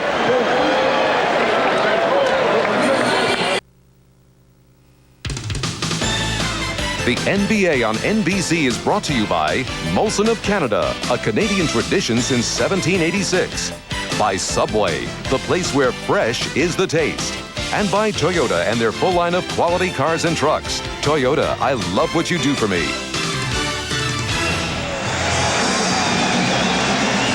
Well, a look from high atop the GE building, home of NBC, which incidentally, Matt, is home of the $1.99 grilled cheese sandwich at the commissary on a good day. A matchup check. Hakeem 6 of 14. Patrick Ewing 6 of 19 to this point. Ewing with the edge off the boards. Ewing with 4 blocks. Olajuwon with 2. 7.5 to go, third quarter. And the Rockets lead by 14. Stark changed his mind and found Oakley. Foul is called. Oakley with the move to the hoop. Turned back by Olajuwon. And Otis Thorpe is in a lot of pain right here as Olajuwon blocked that shot. I thought it hit Otis Thorpe in the head and face area, but he's in a lot of pain right now. Let's take a look. As Charles Oakley on the pick and roll to the basket situation, and there to greet him is Olajuwon, and actually it did not hit Otis Thorpe in the face, but he got tangled up with Charles Smith and went to the floor, but he's staying in the game. He's okay. Charles Oakley with his first free throw attempts this series. Otis Thorpe made it back from a bruised hip, which was suffered earlier in the playoffs. The foul was called on Hakeem Olajuwon, his second. And we're told that Otis twisted his right ankle trying to hang in.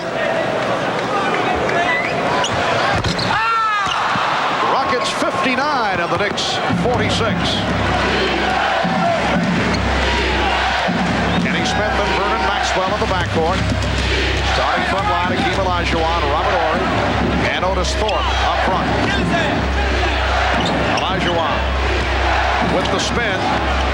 Sets up Maxwell for three. Loose ball foul against the Knicks. Now they say a double foul. Yes, Kersey making the call.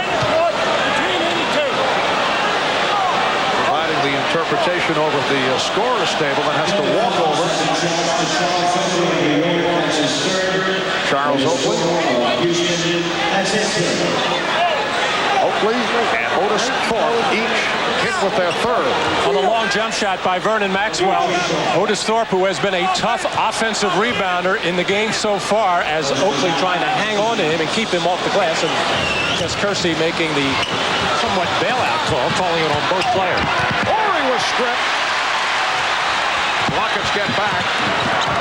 Starks try to break, but Houston able to make the transition.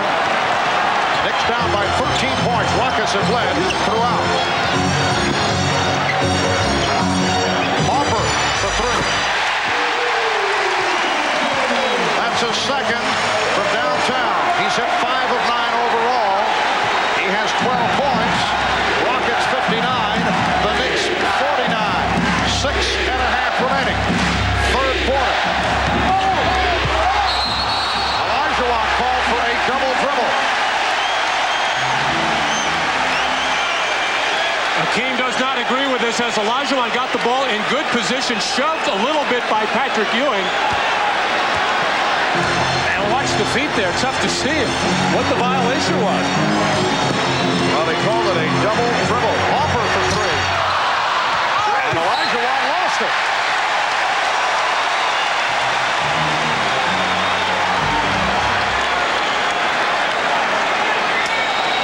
So the Knicks get a new 24.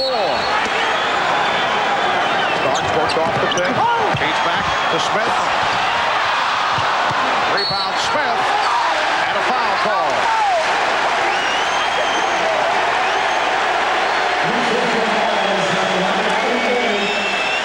Robert Horry very upset on a nice feed by John Starks inside to Charles Smith, who got inside Olajuwon.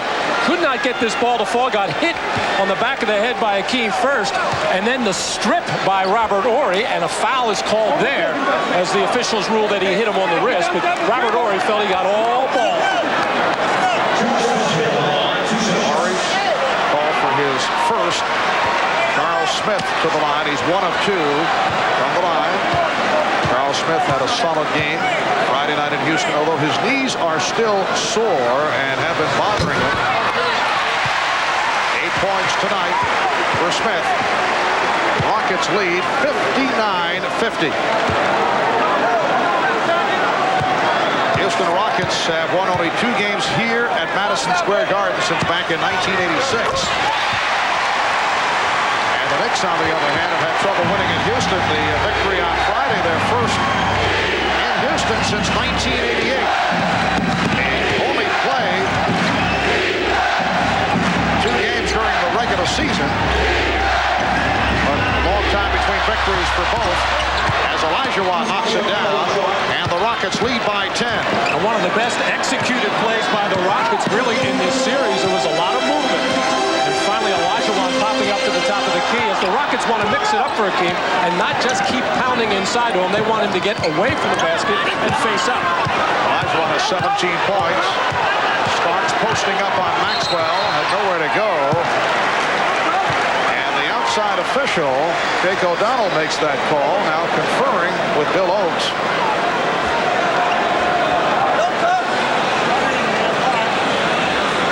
Shot clock still showing 3 on the 24, and apparently they're calling illegal defense. It is the second violation on the Rockets, and John Starks will shoot the technical. John was down there pounding the ball in a post-up position against Vernon Maxwell. Everybody kind of standing around waiting for something to happen. As Pat Riley took that opportunity to bark out to Derek Harper, start taking the ball to the basket. He feels his team is standing around too much. They want to get inside the defense, try to create something, either a driving layup or a kickoff to an open man. Nick Ball, they are down by 9. 12th illegal defensive technical of the playoffs in 19 games against the Rockets. Both the Knicks and the Rockets are called for that violation, more than most clubs. And back comes Olajuwon. Smith on the run, and he's fouled. Crowd wanted to travel, but the foul is called on Harper. Kenny Smith trying to be much more aggressive in this game 3 as far as taking the ball to the basket.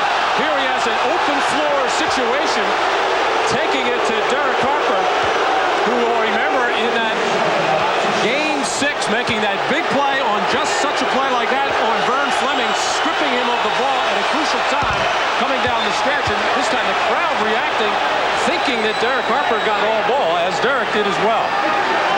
Kenny Smith, 75% free throw shooter during the regular season. Kenny Smith, a star at Archbishop Malloy High School in Queens, and along with Mark Jackson and Pearl Washington, part of a harvest of New York City point guards back in the early 80s.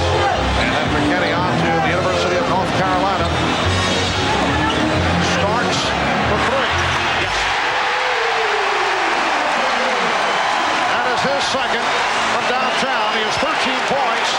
Rockets 63. The Knicks 55. 4 minutes and 40 seconds to go. Third quarter. Olajuwon met by the double team.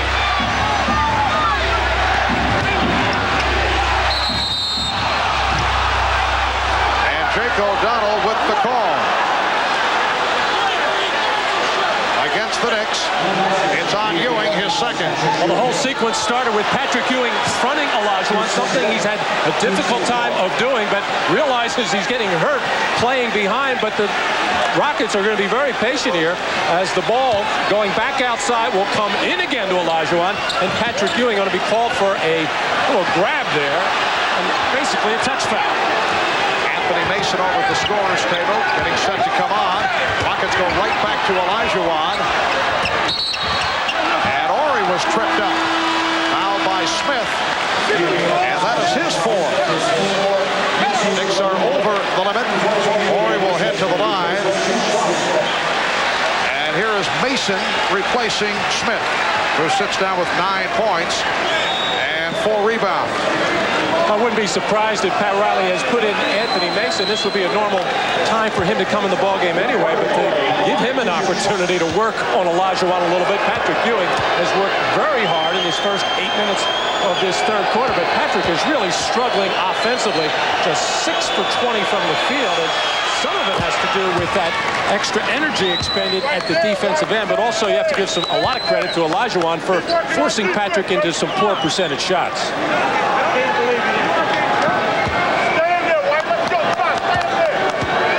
Hakeem is 7 of 15 from the field, 17 points. Ewing 6 of 20, 12 points. So both have been firing away. Rockets lead by 10. Smith with the pressure on Harper.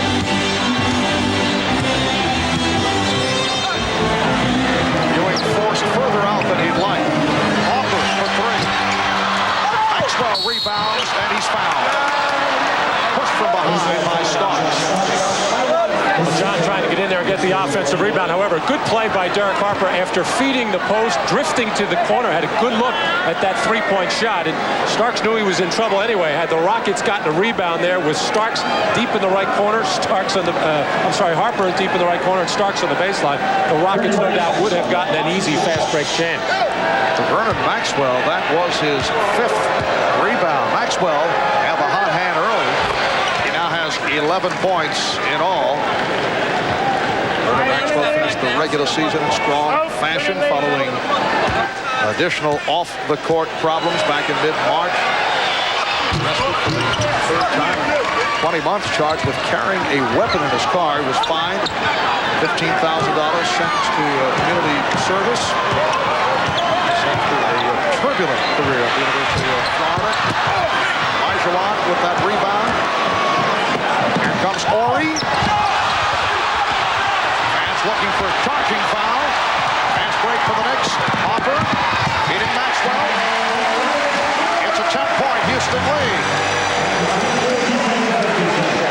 Well, one of the rare chances for the Knicks to get out and get an easy one, as the Rockets have been kind of mesmerizing New York with their half-court offense, and New York just not able to get a good block shot, a good rebound, a steal to get some fast break and easy baskets. Hopper broke it up.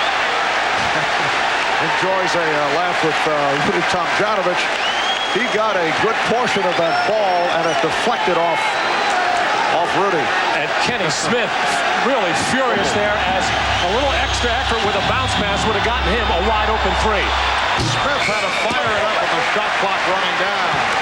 We come up on 3 minutes to go in the third.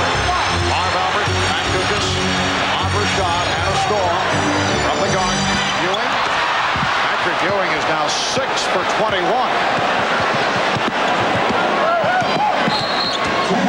And a timeout is called by the Rockets. On this deflection, Rudy Tomjanovich, who used to have his hands up ready to catch and shoot at all times, this time caught with his hands in his pocket and right in the stomach, as he is happy it was in the stomach.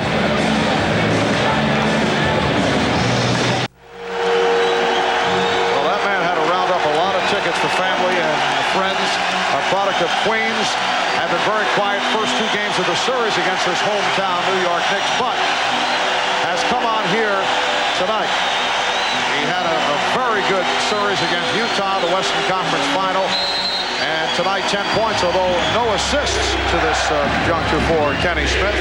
Smith and Maxwell remain in the backcourt. Olajuwon with Thorpe and Ori up front. 2 minutes and 40 seconds to go, third quarter. Rockets lead by 10. Hopper takes it away, and back comes Starks, leading Ewing. Oakley on the recovery. And a foul on Ori. Well, Kenny Smith. Vernon Maxwell caught with a fan. Vernon Maxwell, from time to time, will get involved answering back, and that time had an answer for a fan.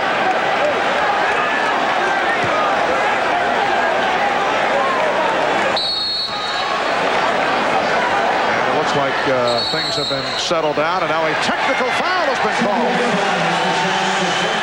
It's on Maxwell, who is being restrained. Well, earlier we heard Vernon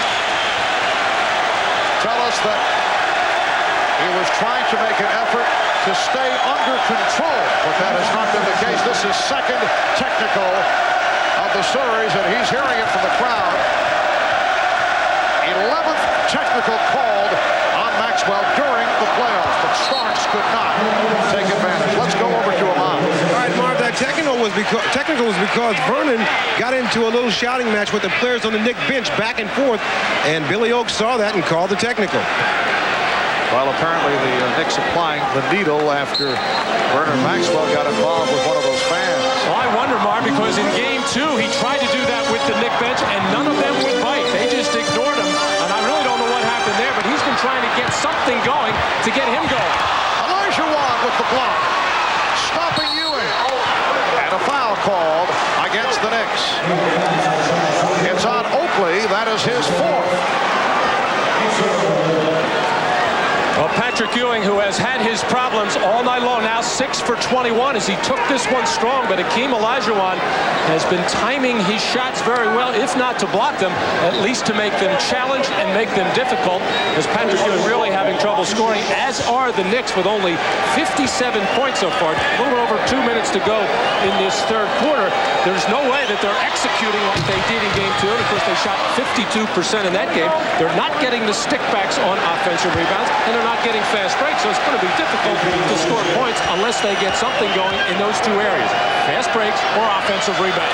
52% shooting for the Knicks is uncharacteristic because they are not a good shooting ball club, so that was an aberration. And as you say, having their problems here tonight, Ewing is 1 for 7 from the field in the third.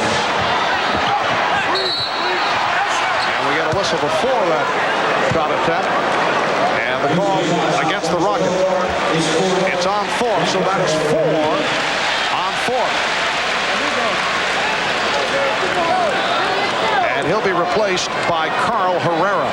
Well, Anthony Mason was anticipating a shot from Patrick Ewing, starting to get in on the offensive boards or get good position in front of Thorpe. And Otis knew he was beaten on the play and tried to throw Mason out of there. That's a key player for the Rockets going to the bench. He seems to be the one Houston Rocket who has himself under control, in particular at the offensive end. He's been doing a lot of directing of traffic, setting up pick and roll plays, trying to keep everybody on the same page.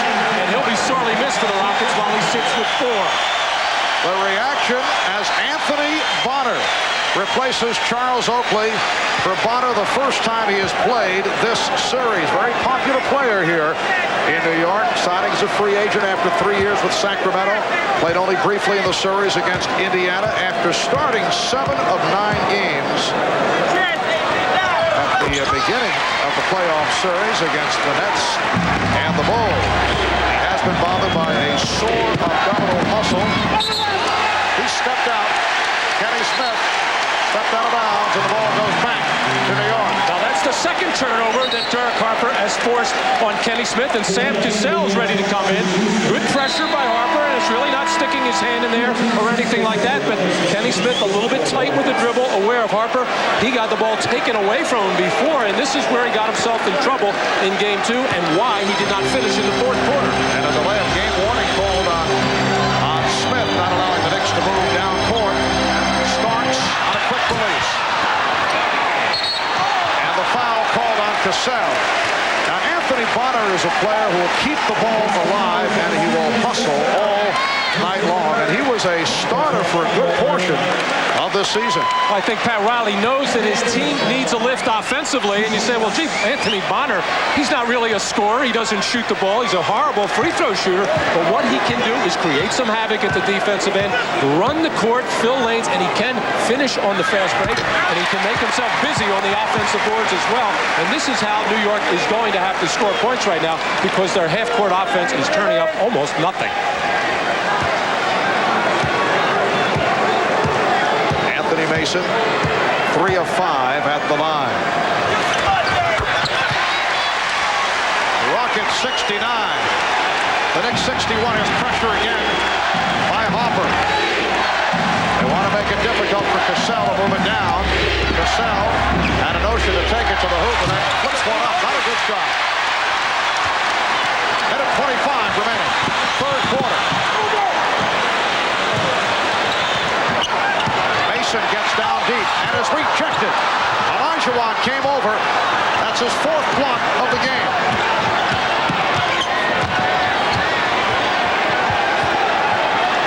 Now Cassell and Ellie in the backcourt. Olajuwon stripped. Starks with the lead for Bonner.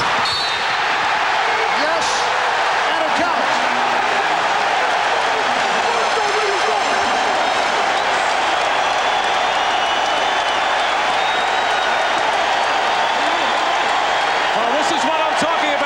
John Starks delivers to the finishing Anthony Bonner. May have got caught or may have gotten away with an extra little step in there, but this is why he's in the ballgame right now, for plays such as this, finishing on the fast break as he gets all tied up with Robert Horry.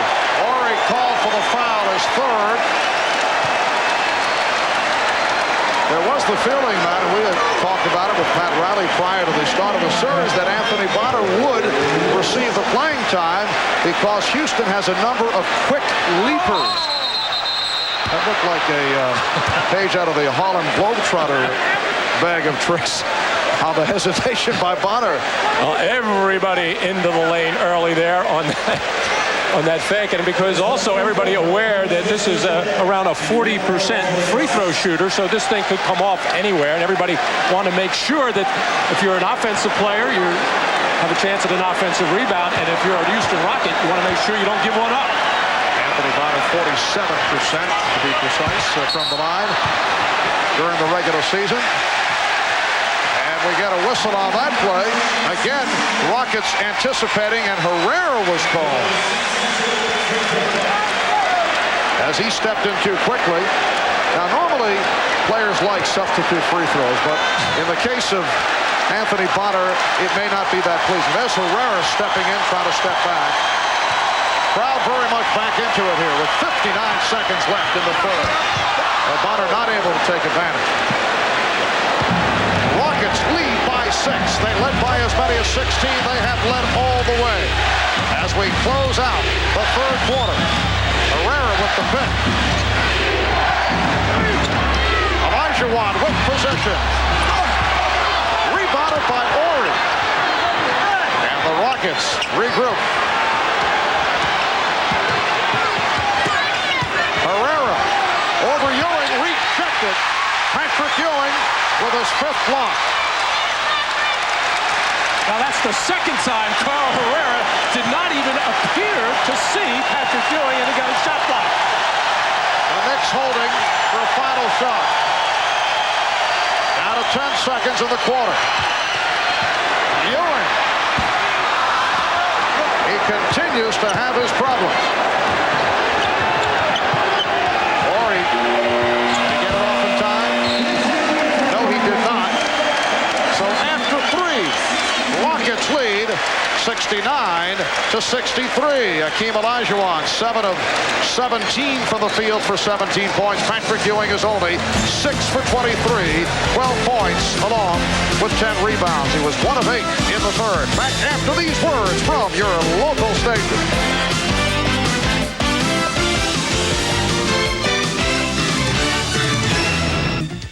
This copyrighted telecast of the National Basketball Association may not be retransmitted, reproduced, or rebroadcast without the express written consent of the NBA. We welcome you back to Madison Square Garden in New York. Rockets and Knicks in Game 3 of this best of 7. Series tied at 1. Houston is led by as many as 16. They are now up by 3, but the Rockets have had big troubles in the fourth quarter. 2 of 13, Game 1, 5 of 25 in game number 2. They ended the first half missing 7 of the last 8 shots, and at the end of the third quarter, they missed their last 7. That's how they open up here in the fourth. Nice pass from Ellie, setting up Thorpe, drops it off for Herrera. And that shot altered by the presence of Ewing. Mason from Smart. And the Rocket lead is down to 4. And the Rockets start the fourth quarter, giving Olajuwon a little bit of a rest. And the New York Knicks taking advantage of it by getting the ball inside, and no shot blocker in there, and Mason puts the easy 2. Illegal defense called against the Knicks, so that will mean a technical foul. That is their second violation. And let's see how long Rudy Tomjanovich stays with Sam Cassell at the point guard position. Mario Ellie will shoot the technical. Derek Harper has been all over Sam Cassell. Rockets now lead by 5. Hakeem Olajuwon had a brief rest, and he is back on the floor, so it is Olajuwon with Herrera and Ori up front. Cassell and Ellie at the guards. Harper has 4 steals. And again, illegal defense. Another technical foul awarded the Houston Rockets. So Mario Ellie back to the line.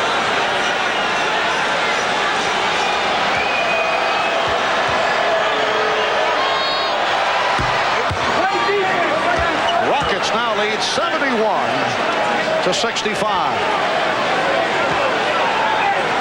Riley starting his fourth quarter with Hopper and Starks in the backcourt. Mason, Ewing, Bonner up front. Herrera keeps it alive. Back come the Knicks. Houston has missed its last 10 shots. And on the turnover, the Rockets return to the offense. Well, Anthony Mason really had nowhere to go there, trying to spin on the dribble, and Ellie knocked it loose. Good play by Bonner. Pausing the Ewing turnover. Well, during the break between the third and start of the fourth quarter, had to start telling us what Rudy Tomjanovich was telling his team, to stay under control, play together, making them aware of just what these Knicks can do defensively in the fourth quarter. Mason. That is a most unusual move for Anthony Mason. He feels he can take Carl Herrera down low and power him to the basket, but rarely goes to that running hook. Here is Olajuwon, and a foul called on Mason. Well, Anthony Mason getting good position with Herrera on his back. Likes to use his right hand. That time went off the wrong foot, and he had to feel Hakeem Olajuwon from behind, who has been buzzing around trying to block every shot. 2 minutes have gone by. In the fourth quarter, the Rocket lead is 4. Olajuwon, during the regular season, had his way against the Knicks in the 2 games of the season set. He dominated, but in the finals, it has not been the same. He has not been able to do it, in particular, in the fourth quarter. The numbers are not bad, but he has not done it down the stretch. Well, a lot of it has been the defense, really, of the New York Knicks. Plus, both Patrick Ewing and Olajuwon working so hard at the defensive end, really don't seem to have that much left offensively. It is an illegal defense festival here in the fourth quarter. Another one called, this time against the Rockets, so a technical foul awarded to the Knicks. But first timeout taken, 9 minutes, 53 seconds remaining in the fourth. It's Houston by 6 points. Apparently first, the technical will be taken by John Starks, and then we will take a break. John Starks, 3 of 4 from the line. 14 points. 7 assists for Starks.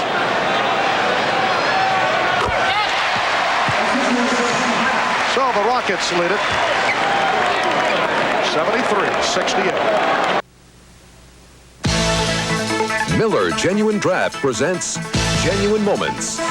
Tonight's Miller moment goes back to Game 3, last year's NBA Finals. Suns and Bulls tied at 103, and Charles Barkley attempted to win it. No good. It is on to overtime, and then tied at 107. Time running out. Danny Ainge for the win. Well, it's on to the second overtime. Even at 114, and Scottie Pippen missed at the buzzer. It is on to overtime number 3. Finally, it was the Suns who prevailed, 129-121 in triple overtime. In recognition of this moment, Miller Genuine Draft will donate $1,000 to the Thurgood Marshall Scholarship Fund. 9:53 to go. Fourth quarter. Houston 73, New York 68. And once again, the crowd heading into it. It is Nick ball as we resume. Anthony Bonner now up front along with Patrick Ewing and Anthony Mason. Greg Anthony and John Starks at the guard. Rockets led by as many as 16, and they've had the lead all the way.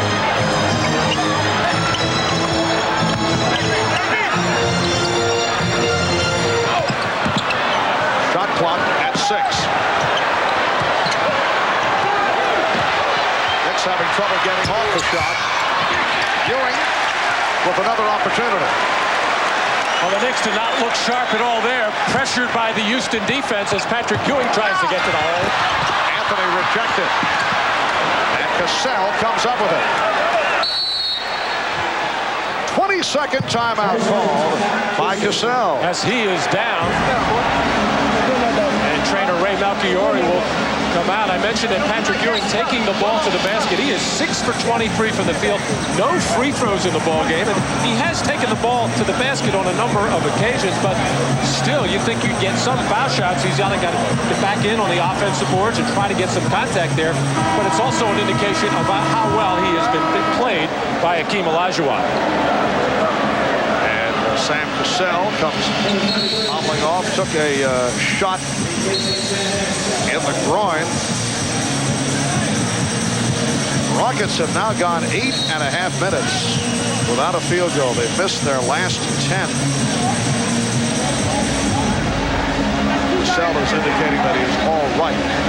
Rudy Tomjanovich was about to take him out. You mentioned Patrick Ewing. 6 of 23 thus far this evening. 1 of 8 in the second half. And the Rockets have 7 seconds to get this ball over midcourt. They are aware of it. Horry guarded by Bonner. Cassell met by Anthony. Mason jumping out on a double team. Shot clock is down to 7. Olajuwon. Pass broken up by Bonner. And a foul is called on the Rockets. It's called on Cassell. That is his 4th. Well, Cassell is in the ballgame right now because he can create offensively as Kenny Smith looks on. He got in the lane, got the ball out to Olajuwon, who got Ewing up in the air with the pump fake, something some of the other Rockets have been unable to do. Rockets by 5. Anthony did not have the shot and resets. Starks for 3. And it comes to Cassell, unloads to Ellie. And he'll take his time because the Knicks got back. Olajuwon again being played by Mason, so effective against Hakeem the first 2 games. Down to 6 on the 24. Olajuwon had a notion from three-point land. Horry fires. Saved by Horry. And knocked out of bounds. Last touch by the Knicks. Hakeem Olajuwon has shown some signs of fatigue, in particular in the last 2 fourth quarters, and he looks that way again as he's not really putting up much resistance to the bodying of Anthony Mason. He had the ball inside, threw it back out, and didn't really have the energy or strength to try to reestablish position. Rockets have now gone 9-20 without a field goal. They've missed their last 11 shots, holding on to a 5-point lead. Horry making 12 straight misses for the Rockets. Harper calls out a play. Starks for 3. The Rocket lead is down to 2. Bread and butter play for the New York Knicks. That wing pick and roll between Ewing and Starks. John can do that, or he can penetrate and hit to Patrick. Harper called for the foul. That is his 3rd. The Knicks with their 2nd team foul. And a timeout being indicated, or let's see. Well, apparently a substitution, an official timeout as Vernon Maxwell checks in. Maxwell and Cassell in the backcourt. Olajuwon 4. Horry up front. Wild shot by Cassell. It counts, and the foul. He got the call on the continuation. And that is their first field goal in 10.5 minutes. In the first quarter, we saw Horry getting by people driving to the basket, and as I'll say it once again, this is why he's in the fourth quarter. He can get in there, get his own shot, or create one for somebody else, as he is absolutely ecstatic with that move and going to the free throw line. And Kenny Smith, the guy who would love to be in there in the 4th period, is showing his appreciation. Starks called for the foul, his 3rd. Officially, the Rockets went 10 minutes, 27 seconds without a field goal. They missed 12 consecutive shots before that drive by Cassell. Rockets lead by 4. Oakland rejected by Olajuwon. That's his 6th block. Here the fast break nullified. The ball back to the Knicks. Excellent play by Harper to handcuff Maxwell. You see Oakley hobbling off. Timeout taken. Rockets lead it by 4. The NBA on NBC is brought to you by Dr. Pepper and your local Dr. Pepper bottler. Dr. Pepper is just what the doctor ordered. By True Lies, the new action adventure starring Arnold Schwarzenegger starts Friday, July 15th. And by Jeep and Eagle, official vehicles of the NBA. Welcome back to Madison Square Garden in New York. The Rockets with a 75-71 lead on the Knicks. In game one, Rockets went through a spurt where they converted only one field goal in 10 minutes, 58 seconds. They finished game two, not able to hit in the final 6:31. And they went 10 minutes and 27 seconds going back to the third quarter without able to hit. They missed 12 consecutive shots before that drive a moment ago by Sam Cassell. Just under 7 minutes remaining in the fourth quarter. Hopper tried to set it up, but it went astray, and it will be Houston ball. And part of the problem that the Knicks have had in their half-court execution all night long has been very poor spacing and really just miscommunication by Ewing and Starks on the weak side, and Derek Harper really got confused.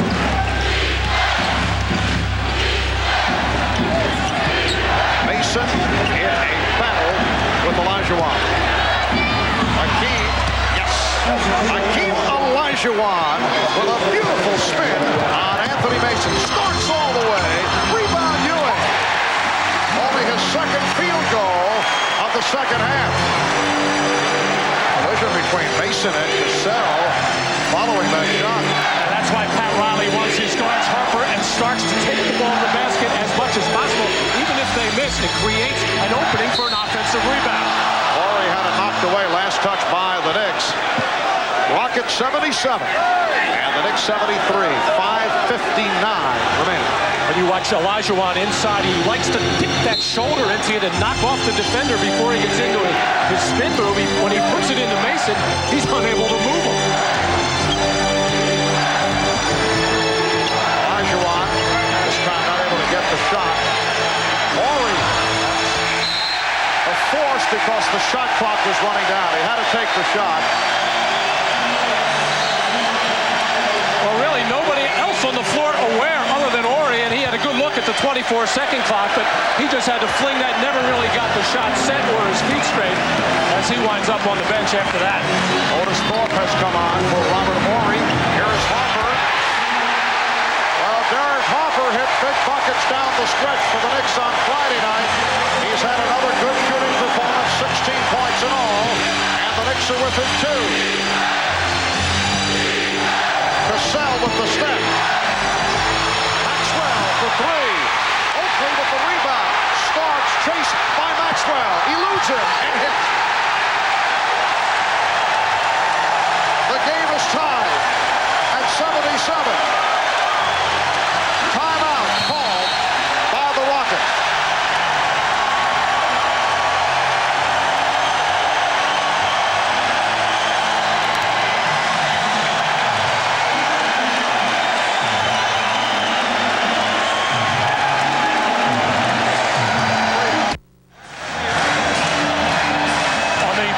By Sam Cassell and the kick out to Maxwell. John Starks really wasn't near him, and he's been able to release on 3 or 4 occasions, and finally the Knicks found him as Charles Oakley sent him off for the easy two, but all 5 Houston Rockets were flat along the baseline, nobody protecting the backcourt. 5 minutes, 6 seconds to go in the fourth quarter. This very similar to what took place on Friday night when the Knicks took control in the fourth quarter in Houston. And again, the Rockets having shooting difficulties in the fourth. Thorpe now posting up against Ewing. Goes to the hook and banks it home. Otis Thorpe with a post-up move against Patrick Ewing to give the Rockets a 79-77 lead. Another solid game for John Starks, looking for the shot, unleashes for the three. Cassell tapping it over to Olajuwon, who was tied up by Starks.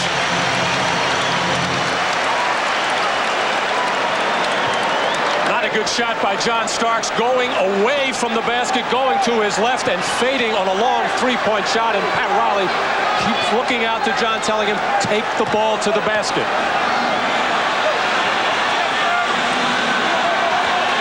Olajuwon and Starks. Controlled by the Rockets. Rudy Tomjanovich staying with the combination of Vernon Maxwell and the rookie Sam Cassell. Up front, Akeem Olajuwon, Otis Thorpe, and now Carl Herrera. Herrera. The tip missed. Thorpe with the rebound, and a foul is called. Well, the Knicks very much aware of the penetration ability of Sam Cassell, ready to trap him as he comes off on the pick and roll situation, and they get themselves all out of whack defensively, and that's how Herrera got open for that shot. And Oakley making sure he ties up Otis Thorpe before he's in the act of shooting. Oakley called for number 5, and he will remain on the floor. Robert Horry is back. Horry coming on for Herrera. Cassell rejected. Last touch, though, by the Knicks. Knocked out of bounds. Rockets have 17 on the 24. Another reason to keep Patrick Ewing off Olajuwon is so he can play center field, play the goalie around the basket, and come over and help out defensively as he did there. We're just under 4 minutes to go in the fourth. Houston with the ball. They lead by 2. A change of direction by Horry. He went right, then left, and stuffed it for a 4-point Rocket lead. And Charles Oakley just does not have the lateral movement to stay with Robert Horry, who can take it to the hole. That's what he was doing in the first quarter. 14 points for Horry. Harper for 3. Yes. 19 for Harper. That's his third three-pointer. Rocket lead is now 1.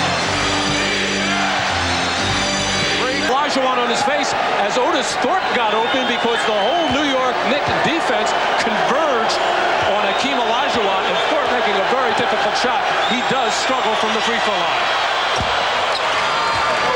But in this case, completes the three-point play. Rockets 84, the Knicks 82. The Knicks have caught fire. They've hit 5 of the last 6 shots. 2 minutes, 20 seconds remaining in the fourth. Ewing guarded by Olajuwon, pokes it away. Cassell tried to save it, but he was out of bounds. And the Knicks will have 9 on the shot clock. But first, they call for time. It's a 20-second timeout taken by New York. So both teams have 3 full timeouts remaining. The tale of this series over the first 3 games has been the inability of the Houston Rockets to hold on in the fourth quarter. In game number 1, they were able to win 85-78. Earlier in the playoffs, you can see the leads they were able to compile against Portland on 3 occasions, against Utah in game 5 of that Western Conference final. They had problems in game number 2 against the Knicks on Friday night, and they had the big lead here, led by as many as 16, had the lead going to the fourth quarter, but the Knicks able to come back and briefly led by 1. And it's a lot of Houston's own doing. It's what they talked about after game 2, about making good decisions coming down the stretch, making sure that they get good shots. And again, Akeem Olajuwon only 1 of 4 in the fourth. In the series, 2 for 12 from the field of the fourth quarter. Ewing from deep. Rebound Mason. And tipped home. Charles Oakley with the tip, and the game is tied at 84. Just under 2 minutes remaining in the fourth. Cassell trying to lead Thorpe. Here's Maxwell for 3. And Harper gets to it. And once again, John Starks releasing on that jump shot. If Derek Harper had looked up a half a second sooner, he would have had him. Starks for Ewing.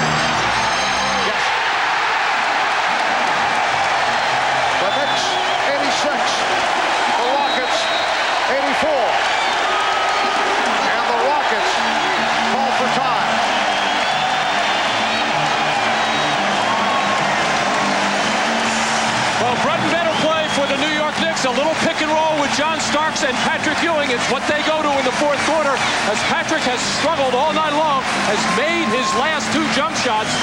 And the last time here, 4 for 20. He said he would have shot 50 if he had them.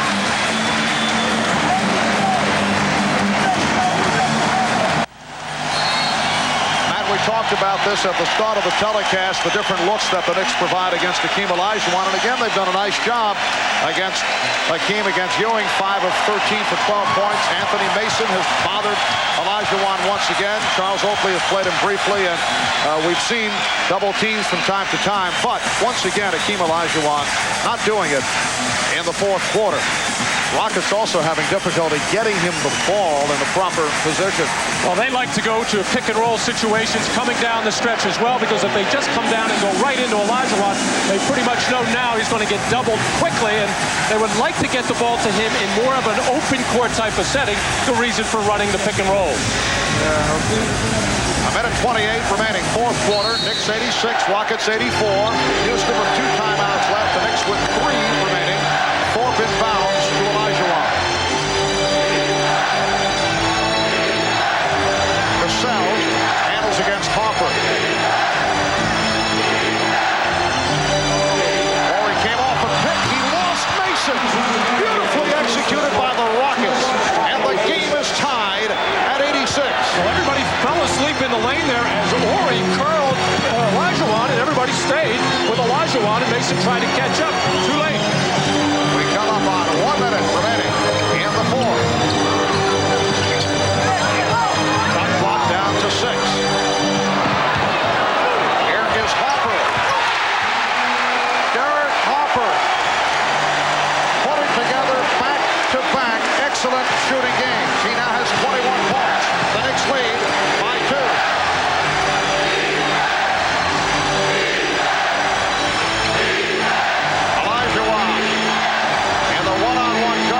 It out. Here's Cassell for 3. Sam Cassell coolly hits from downtown to give the Rockets a 1-point lead. And a timeout called by the Knicks.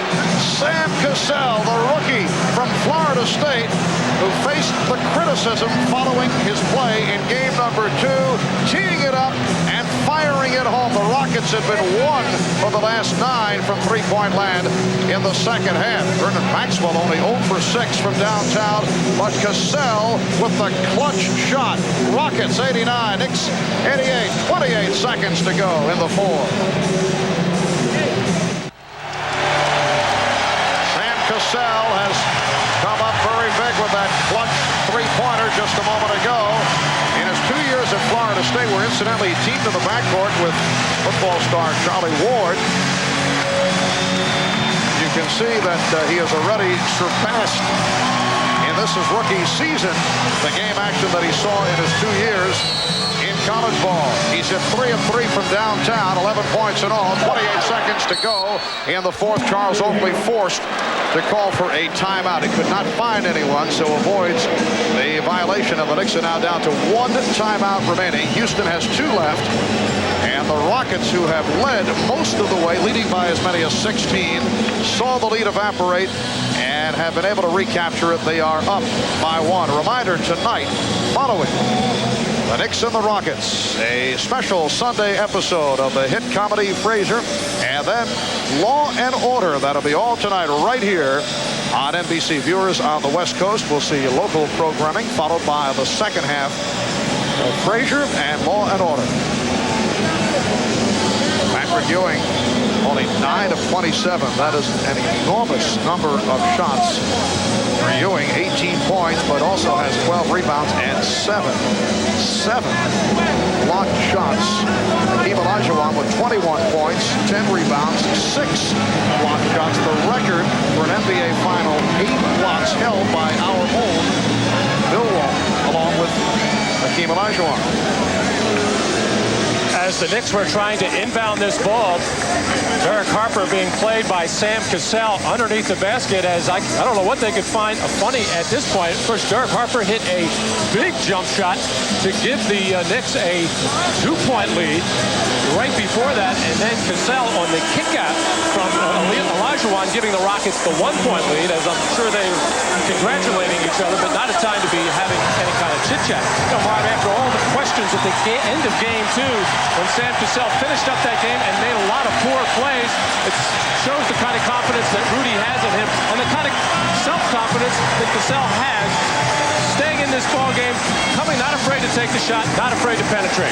You know, Sam can break you up with those one-liners, though. It's all timing. Rockets by 1. Down to 25 seconds. 16 on the 24. And we get a whistle away from the ball.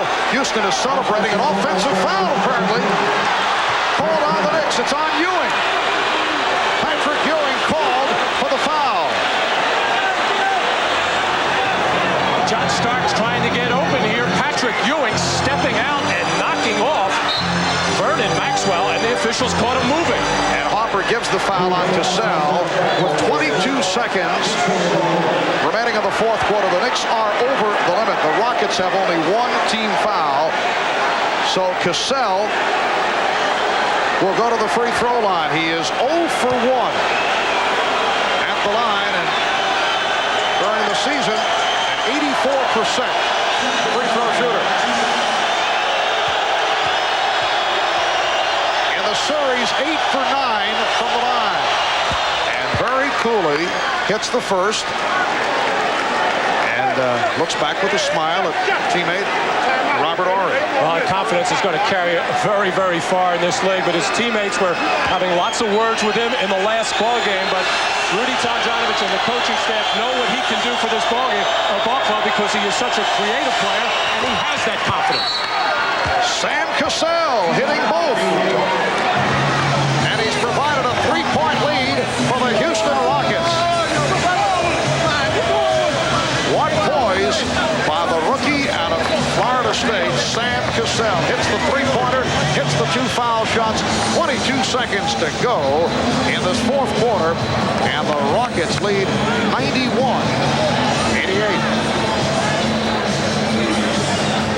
The Knicks have used their final timeout. Well, the Knicks have had problems with execution really throughout the whole season. In Game 2 was probably the best they've executed their half-court offense, and it showed in the way that they shot 52% from the field. Here on a very crucial play, coming in on a side out-of-bounds play to try to get John Starks coming out on a screen. Patrick Ewing called for stepping in on the pick on Sam Cassell, and a very costly foul and turnover at that particular point in the game. Now, the Knicks don't necessarily need a 3-point shot here. However, they are out of timeouts, Mark. The Knicks are out of timeouts, so you got to take that into consideration. They'll take the 3 if it's there, but if a 2 shows up, they can take that and then foul the Rockets going down the other end. Still plenty of time for another score, because many times if you take that 3 quickly here, miss it, you have to foul right away, and then it becomes a 5-point ball game. It's very, very difficult to catch up at that point. John Starks, 3 of 8 from downtown. Derek Harper, 3 of 7 from beyond the 3-point arc. Game 4 of this best-of-7 NBA Finals series. Wednesday night here at Madison Square Garden. Will be on hand beginning at 9 p.m. Eastern Time, 6 on the West Coast. And game number 5 here at the Garden on Friday night, also 9 o'clock Eastern Time start. The Rockets on a bounce back from the loss at home on Friday night and turn the trick against the Knicks. Let's see how the Knicks play. Will they go for the 3 or the quick 2? 22 seconds remaining, fourth quarter. Rockets by 3. Harper played by Maxwell. Starks being guarded by Horry. Starks looking for the shot. He eludes Olajuwon, gets it off the 3. Oakley with the rebound. Down to 6 seconds. Here's Starks getting the good look for the 3 to tie, and a foul is called. Now that could have been a 4-point play. Hakeem Olajuwon making contact with John Starks. Had he hit it, it would have been 3 plus the foul. Hakeem called for for his third. With 3 9/10 seconds to go, John Starks will go to the line. Well, he had an excellent look at the basket here and appeared to have plenty of time. However, Hakeem Olajuwon bearing down on him, so much so that he committed a foul in the play. A lot of people in the NBA would like to see the rule change, much as it is in college when you are fouled in that situation, that you would get free throws. Of course, that is not the rule in the NBA right now. Yes, Pat Riley would like to make that appeal right now. Starks 5 of 6 at the line. The Knicks are 13 of 18 at the foul line, but we're down to 3 9/10 seconds now. Does he miss this one on purpose, Matt? 2-point lead. Yes. All right. Let's see how Starks plays it. Yes, he does try to miss it. He does, but it's rebounded by Thorpe. Rockets were trying to call a timeout. And apparently they got the call. So John Starks did attempt to miss it on purpose. He line-drived it off the back rim. And the Rockets anticipating this as well, with Olajuwon and Thorpe inside do a good job, as Patrick Ewing did spin inside Olajuwon, but Otis Thorpe quick to the basketball to hang on as he's grabbed by both John Starks, who had really a lot of basketball, and Oakley from behind. Out of 2 8/10 seconds to go.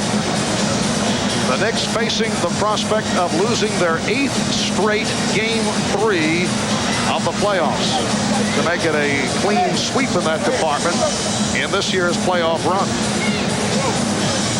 When we resume, it will be Rockets ball.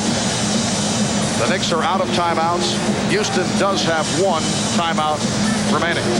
And Otis Thorpe will be going to the free throw line. And even though he is not a particularly good foul shooter, shooting 60% in the playoffs with so little time right now, and the Knicks not having any timeouts left, very difficult to advance the ball. Rudy Tomjanovich laying out all the possibilities to his team, making sure that there is no foul on a missed free throw. And of course, Otis would have to miss the first and the second.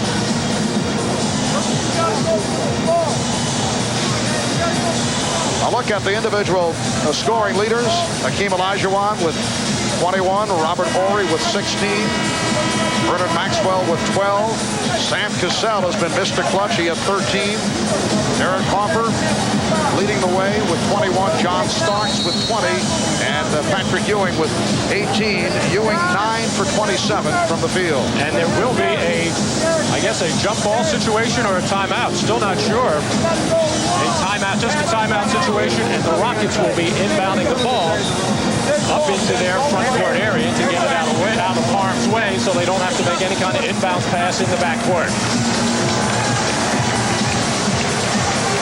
Rockets had called the timeout before the contact was made, and so Thorpe will throw it in.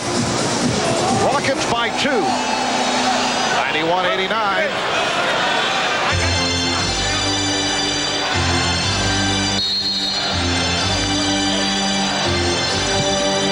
Cassell.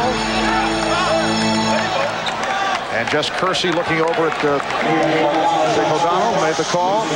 Foul on Starks, a push. Knicks are over the limit. So Cassell will go to the foul line. Here's Hubert Davis checking in for the long range possibility.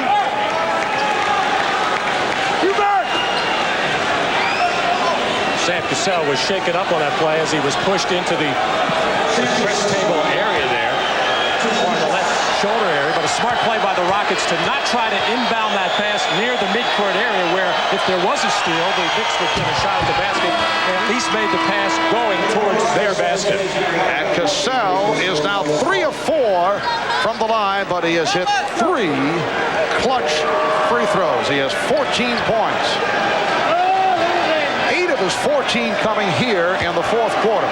The Rockets by 3. Knicks with no timeouts remaining. 2 4/10 seconds to go. And Cassell hits both.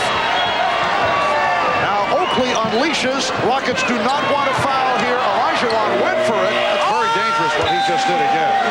And the Rockets come away with the victory. Hakeem Olajuwon contesting the shot of Patrick Ewing, and Ewing hit a foul. That's a potential 4-point play. But the Rockets come away with a 93-89 victory, and they lead 2-1 in the best of 7. Let's go to Hannah Storm. Sam, Rudy Tomjanovich had been second guessed for leaving you in the fourth quarter of Game 2. But given all the criticism that you took after that game, how satisfying is it to score your team's last 7 points and win? Well, I'm still young, and I'm going to learn things throughout this whole season. Game 2, it was an awkward situation for me. Like I said, I'm young, I'm learning. My teammate still has a lot of confidence in me. And tonight, Rudy just told me, just forget Game 2. We got Game 3, and win Game 3, and home court advantage is our favorite thing. Now, Sam, you guys have had a lot of trouble hanging on to leads in the fourth quarter. What does it do for your confidence to win a tough fourth quarter here in Madison Square Garden? It makes us feel good. It makes us feel good. We know that we're a great road team. We went in Phoenix and went on the road, went in Utah, went in Portland, so another arena for us. We just got to play out ball, Houston Rockets basketball, and win ball games. All right, good effort, Sam. Congratulations. Marv?